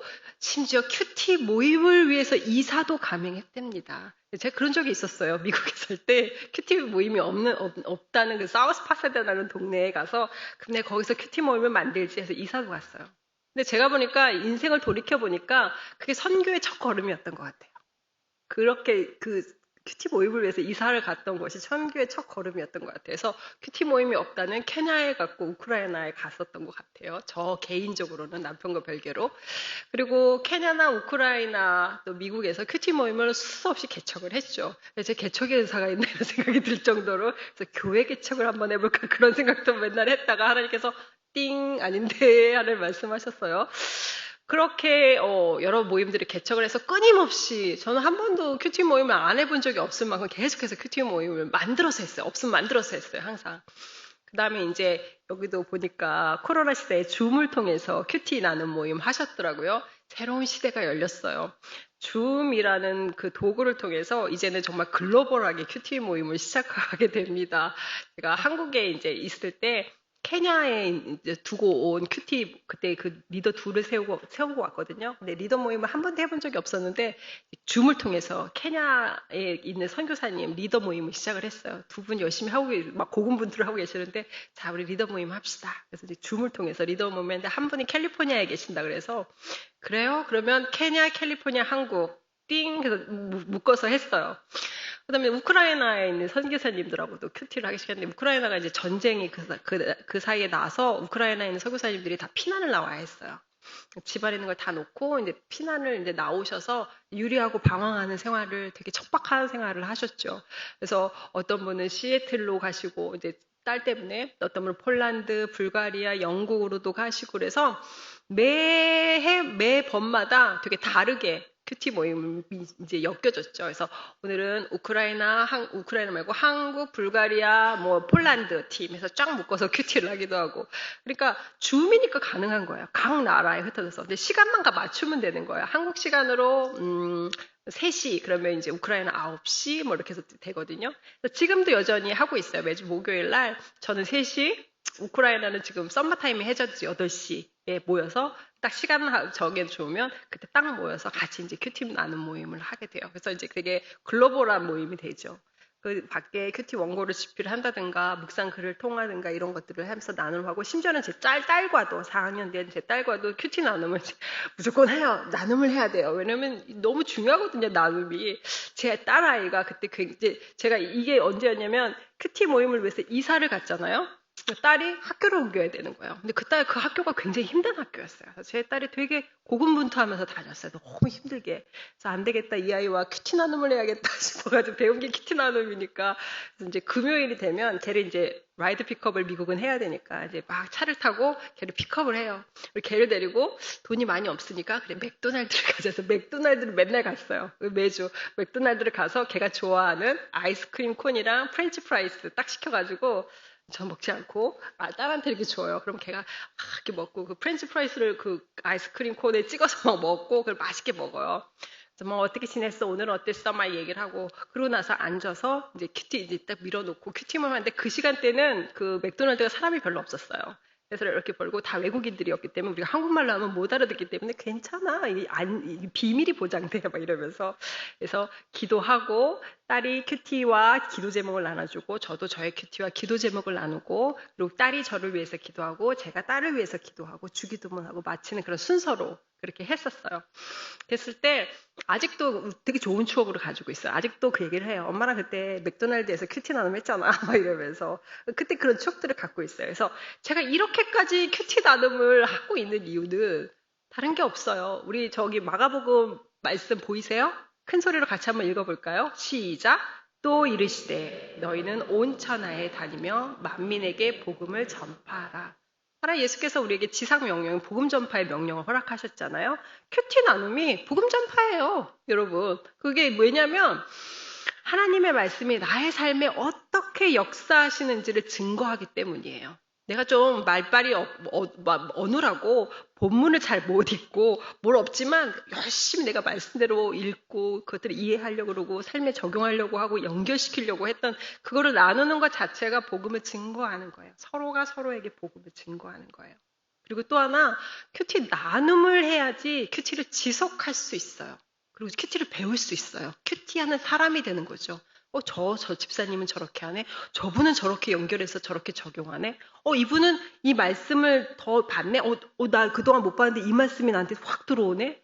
내가 그냥 지나갔던 말씀이 어떤 분이 때문에 더 깊이, 더 확실히 들어올 때가 있어요. 그렇기 때문에 큐티 나눔은 굉장히 중요해요. 그 외에 큐티 나눔의 유익 이야기 하는데 지금 제가 조금 전에 나누었던 그런 적용 포인트와 관련된 그 예들을 이야기했잖아요. 그게 다 나의 마음, 치유, 뭐 이런 것들이 이게 다 이 큐티의 나눔의 유익이에요. 왜냐면 나눌 때 성령께서 역사를 하시기 때문이죠. 말씀에 의해 포획된 나의 연약함, 말씀이 나의 연약함을 막 포획하고 악함, 상처, 부끄러움 등을 다 포획해서 성령의 능력으로 그것을 정직하게 나눌 때에 약함은 강함이 되고 악함은 용서되며 상처는 치유되고 부끄러움은 영광스러움으로 변화되는 체험을 실제적으로 하게 됩니다. 그래서 이 묵상 나눔 공동체가 사실 치유의 공동체가 되고 서로의 지원하는 공동체가 되어요. 이걸 맛봤어요. 그러니까 제가 포기할 수가 없는 거예요. 모임이 없으면 만들어. 그리고 이거 맛을 못 봤어? 그럼 내가 맛보게 해줄게. 그리고 만들어요. 그래서 계속 같이 나누는 거예요. 나도 너무 필요하기 때문에 나도 나눠야 되거든요. 나도 너무 필요하고 너도 필요하지. 그래서 계속 만들어요. 그래서 와서도 한국 팀도 만들고 우크라이나 팀, 뭐 케냐 팀 계속 하는 거예요. 이게 큐티 나눔이 되게 축복이고 유익이거든요. 근데 나눌 때 제가 이제 오래 사역을 하다 보니까 유의할 수칙을 반드시 정해야 한다는 것을 알게 됐어요. 근데 되게 막 6가지, 7가지 막 필요할 때마다 나눠요. 왜냐면 나누다 보면 수많은 문제들이 생겨요. 많은 공동체 안에서 문제가 생기거든요. 말이 나가고. 그런데 이렇게 오랜 기간을 통해서 다듬고 버릴 거 버리고 해서 엑기스로 딱 모았는데 딱 3가지가 남더라고요. 이 3가지가 뭐냐면 첫 번째, 나누는 사람, 스피킹, 나누는, 쉐어링하는 사람은 정직하게 나눌 것. 이것은 우리가 얼마 전에 묵상했던 에베소서 말씀 있죠? 그런즉 거짓을 버리고 각각 그 이웃과 더불어 참된 것을 말하라. 이는 우리가 서로 지체됨이라. 두 번째, 듣는 사람은 존중하는 마음으로 경청해야 돼요. 아무 일에든지 다툼이나 허용으로 하지 말고 오직 겸손한 마음으로 각각 자기보다 남을 낮게 여기고, 겸손하지 않으면 들을 수 없어요. 내가 어떤 사람의 말이 잘 안 들리면 내가 겸손하지 않다고 생각하셔야 돼요. 그래서 자기 안에 하나님 겸손을 창조해 주세요. 계속해서 기도하셔야 돼요. 존중의 가장 큰 표현은 경청이에요. 우리 아이들을 존중할 때 경청하게 되거든요. 저희 아이들이 엄마하고 얘기하는 걸 좋아하는데 이유는 경청해 주기 때문이에요. 이게 큐티 나눔에서 엄청 훈련을 했기 때문에 아이들한테도 다 훈련이 돼서 늘 경청해요. 그래서 늘 경청하는 게 훈련이 되어서 잘 들어줘요. 잘 질문해주고 반응해주고. 그래서 애들이 이야기하는 걸 되게 좋아하거든요. 경청 되게 중요해요. 근데 제일 중요한 건 3번입니다. 모임이 끝난 후에 공동체를 사랑하는 마음으로 비밀을 지킬 것. 기도 제목이라는 그럴듯한 유혹에 넘어가지 않도록 조심할 것. 우리끼리 샥 나눴어. 그러고 나서 싹 가서 A 집사님을 만났어. B 집사님을 위해서 기도 요청드립니다. 그러면서 이런 일이 있었대요. 그러면서 기도해 주세요. 그럼 나누지 마세요. 그럼 비밀 그거 유출된 거예요. 그러면 안 됩니다. 잠언 11장 13절 얼마 전에 말씀 묵상하셨죠? 두루 다니며 한담하는 자는 남의 비밀을 누설하나 마음이 신실한 자는 그런 것을 숨기느니라. 지키셔야 돼요. 이게 왜 제가 제일 중요하다고 했냐면 그래야지 치유의 공동체가 될 수가 있어요. 왜냐면 모임에 와서 말씀이 나의 깊은 것들을, 나의 숨기고 싶은 상처, 좌절 이런 기억들을 끄집어내세요. 그리고 그걸 말씀으로 다듬어 주세요. 근데 그거를 공동체에서 나눌 때 치유가 일어나요. 사실 그래요. 그래서 공동체에서 경험하는 것 중에 가장 큰 것은 치유예요. 상처가 치유받고 막 기운이 나오고 기쁨이 넘치게 돼요. 근데 그렇게 되기 위해서는 비밀 보장이 돼야 돼요. 이 공동체에서, 요 모임에서 내가 나누는 어떤 말도 밖으로 나가지 않고 딱 여기서 끝난다라는 것을 믿어야 돼요. 그것이 보장이 되는 걸 알면 그때부터 나누기 시작해요. 그래서 제가 처음에 오시는 분들한테는 얘기해요. 함부로 나누지 마세요. 비밀을 누설될 수 있어요. 그러니까 이 공동체가 안전한지 시험해 보세요. 라고 얘기를 해요. 안전할 때까지 나누지 마세요. 근데 안전하다고 생각이 딱 되면 그때부터 역사가 일어나요. 솔직하게 나누기 때문에. 성령께서 역사하세요. 그러게 되면 치유도 일어나고 회복도 일어나고 엄청난 평안들이 일어나거든요. 그렇기 때문에 비밀 보장을 굉장히 강조합니다. 그래서 요 세 가지, 정직하게 나누고 경청하고 비밀을 보장하는 거. 자, 이제 마무리가 되었네요. 어떻게 해요? 나를 보고 기뻐하는 사람들. 이제 거의 시간이 다 됐어요. 제가 얼마 쓰지 않는다고 했는데 말이 많아서 거의 시간을 많이 썼네요. 제가 이 마무리를 어떻게 해야 될까라는 생각을 하게 되었는데, 마무리 말씀은 이렇게 고린도 후서 11장 2절 말씀, 내가 하나님의 열심으로 너희를 위하여 열심을 내노니 내가 너희를 정결한 처녀로 한 남편인 그리스도께 드리려고 중매함이로다. 아멘. 우리가 다시 오실 그리스도, 신랑 되신 그리스도를 기다리는 우리가 신부로서 해야 할 일은 거룩함과 정결함을 지키고 그리스도를 기다리는 일을 업으로 하는 것, 말씀을 살아내는 일들을 해야 한다고 말씀드렸죠. 그런데 이 일들을 하는 것이 하나님과 남아의 관계뿐만 아니라 내 주변의 지체들과의 관계에 있어서도 같이 하지 않으면 이걸 같이 할 수가 없어요. 그래서 제가 큐티 나눔이 그렇게 중요하다고 얘기를 하는 거예요. 함께 해야 돼요. 그리고 왜냐면 하나님은 우리를 교회로 같이 부르셨기 때문에. 그래서 이제 이 마지막 이제 아우트로를 어떻게 마무리를 해야 될까 이제 기도하는 중에 이제 제가 썼던 글들이 너무 많아서 잘 다 읽지는 못하고 대충 이렇게 뒤에서부터 이렇게 봤는데 그중에 하나 딱 왔는데 오늘이 11월 7일이잖아요. 제가 11월 7일에 썼던 글이 있더라고요. 그래서 그래 11월 7일에 썼으니까 11월 7일로 가자. 이게 몇 년 전 11월 7일이야 했더니 12년 전 11월 7일이더라고요. 그래서 제가 케냐 선교사로 떠나기 전에 썼던 글이에요. 그거 잠깐 읽고 마치도록 할게요. 2003년 6월 처음 미국에 도착하던 날 2003년 6월에 저희가 미국에 갔어요. 우리의 살림은 달랑 이민가방 8개가 전부였다. 그러나 하나님의 은혜로 궁색하기만 했던 살림은 8년 반이라는 시간을 타고 이전과는 비교할 수 없을 정도로 많이 늘어났다. 돌이켜보면 8년 반이라는 시간 동안 하나 둘 살림이 늘어갈 때마다 추억도 하나 둘 늘어만 갔다. 그렇게 내게 있어서 살림이란 단순히 물리적인 세간이 아니라 추억을 머금은 스분이요, 기념품 같은 것이었다. 수많은 사람들과 함께 말씀과 기도와 음식을 나누면서 웃고 울었던 식탁, 눈물을 흘려가면서 수많은 글을 써내려갔던 컴퓨터, 울적한 마음을 음악으로 달래주던 오디오, 피곤이 엄습해 오는 오후, 변함없이 지친 몸을 안아주던 낡은 안락의자, 가족들이 먹을 뜨신 밥을 하루도 거르지 않고 지어주었던 밥통, 그분의 사랑을 함께 소리 높여 찬양했던 골동품 피아노와 기타. 남들이 보면 아무것도 아닌 낡은 살림이겠지만 내겐 추억이 담긴 기념품들이다. 그래서 그분이 살림에 대해서 말씀하셨을 때 나는 애써 듣지 않으려고 했는지도 모른다. 왜냐하면 저희가 케냐에 가야 되기 때문에 이 짐을 다 살림을 정리해야 될 때였어요. 그때 제가 열심히 살림을 모아놨더라고요. 그러고 나니까 이걸 어떡하지? 이런 생각이 들면서 계속 고심을 하고 있었어요. 시작하기 전에 모금 행사를 벌여야겠다고 생각하지 마라. 너에게는 많은 준비가 필요 없다. 네 자신을 준비하여라. 하루 3끼만 먹는 것만으로 해요. 3끼 먹을 것만 있어도 너희는 이 일을 계속할 수 있다. 짐을 가볍게 가지고 다녀라. 마태복음 10장 9절에서 10절 더 메시지의 버전이에요.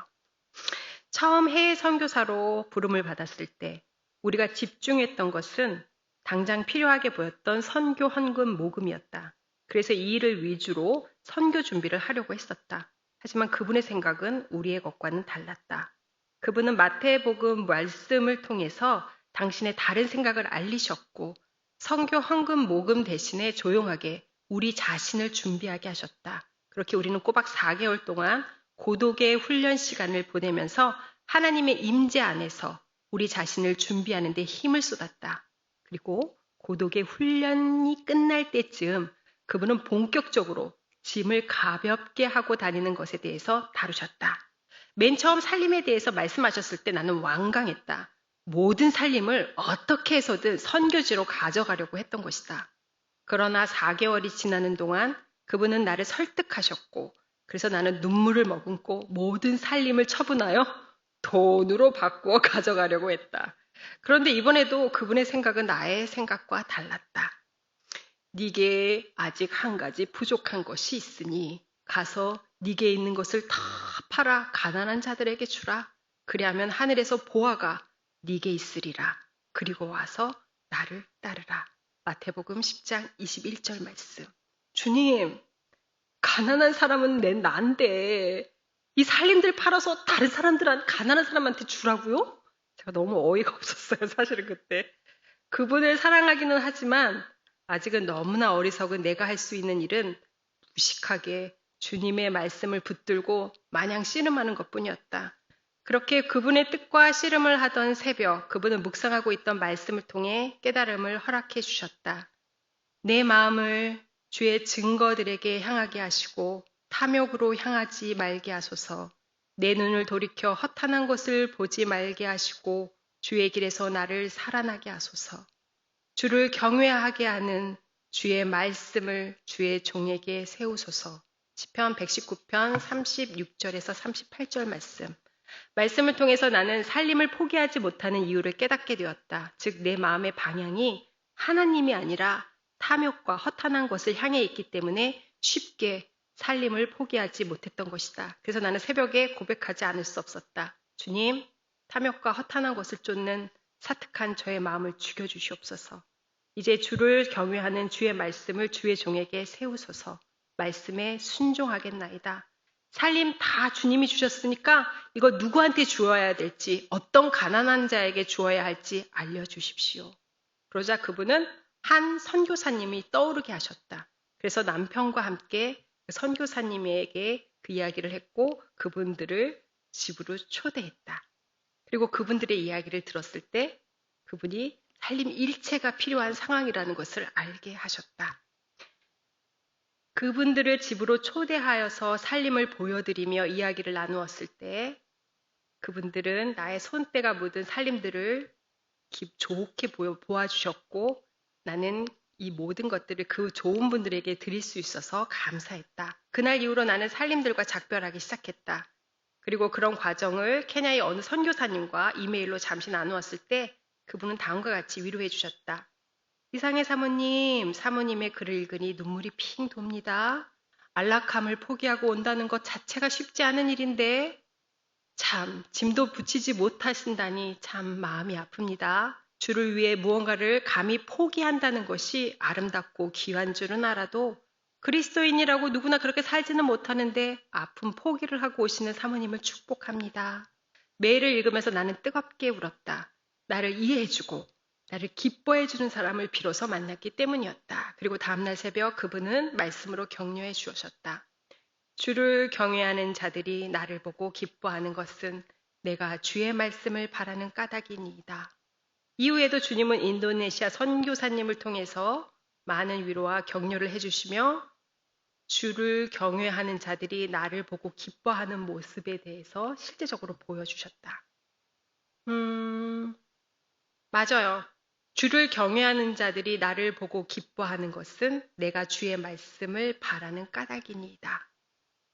여러분들은 서로가 서로를 향해서 기뻐해 줘야 되는 사람들이에요. 왜냐하면 하나님을 경외하는 자들은 주의 말씀을 바라는 자를 봤을 때 기뻐하기 때문이에요. 제가 여러분들을 봤을 때 기뻐하는 마음이 있었어요. 이 큐티 세미나를 준비하면서 제가 하나님께 계속해서 요청드렸던 건 그거예요. 하나님, 이 말씀의 여종들, 주의 거룩하신 신부들에게 어떤 말씀을 해주시기를 원하세요? 어떤 축복을 해주시기를 원하세요? 하나님 말씀하셨어요. 내가 그들을 기뻐한다. 내가 그들을 기뻐한다. 하나님 기뻐하세요. 기뻐하세요. 왜냐하면 여러분들이 주의 말씀을 바라기 때문이에요. 그래서 기뻐하고 계세요. 그리고 여기서 열심히 큐티 사역으로 봉사하고 계시는 여러 집사님들에게 감사하고 고맙다고 말씀하세요. 하나님은 종에게는 고맙다고 하지 않으세요. 왜냐하면 종한테는 고맙다는 말을 하지 않아요. 왜냐하면 당연한 일이니까. 하지만 친구에게는 고맙다고 하죠. 하나님이 우리를 동역하는 친구로, 말씀 사역으로 동역하는 친구로 여러분들을 부르셨어요. 여러분들이 열심히 말씀 묵상하고 열심히 말씀을 살아내면서 그리스도를 기다리는 일을 업으로 할 때에 하나님은 기뻐하시고 고마워하세요. 그 일들을 옆에 지체들이 잘할 수 있도록 돕는 자들에게 고마워하세요. 그 마음을 전하라고 하셨어요. 여러분들 계속해서 이 길을 달려가셨으면 합니다. 큐티, 매일 소박하게 밥을 짓는 거예요. 잘 못 먹을 때도 있어요. 괜찮아요. 오늘 못 먹으면 내일 먹으면 돼요. 은혜의 때는 언제나 오게 되어 있어요. 하나님은 은혜에 풍성하신 분이에요. 나 오늘 못 깨달았어. 오늘 말씀 적용이 안 돼. 괜찮아. 내일 하면 돼. 괜찮아. 하나님은 반드시 오셔.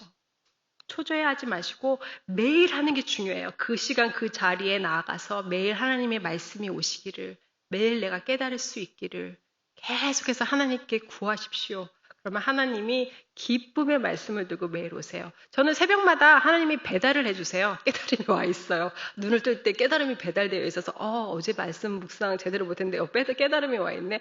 그때 그 일은 그거였구나. 새벽마다 깨달음을 갖고 일어나요. 그래서 하나님 오늘도 깨달음 배달해 주셔서 감사합니다. 하나님 배달 최고예요. 그렇게 날마다 말씀 안에서 살아가면 깨달음이 아침마다 배달되는 그런 역사도, 그런 은혜의 경험도 하게 됩니다. 기억하십시오. 여러분들을 기뻐하십니다. 여러분들을 고마워하십니다. 그리고 저 역시 여러분들을 축복합니다. 계속해서 말씀 묵상을 통해 우리의 신랑이신 그리스도가 오기까지 그분의 말씀을 묵상해서 함께 치열하게 연애하듯 살아가기를 축복합니다. 같이 기도하겠습니다.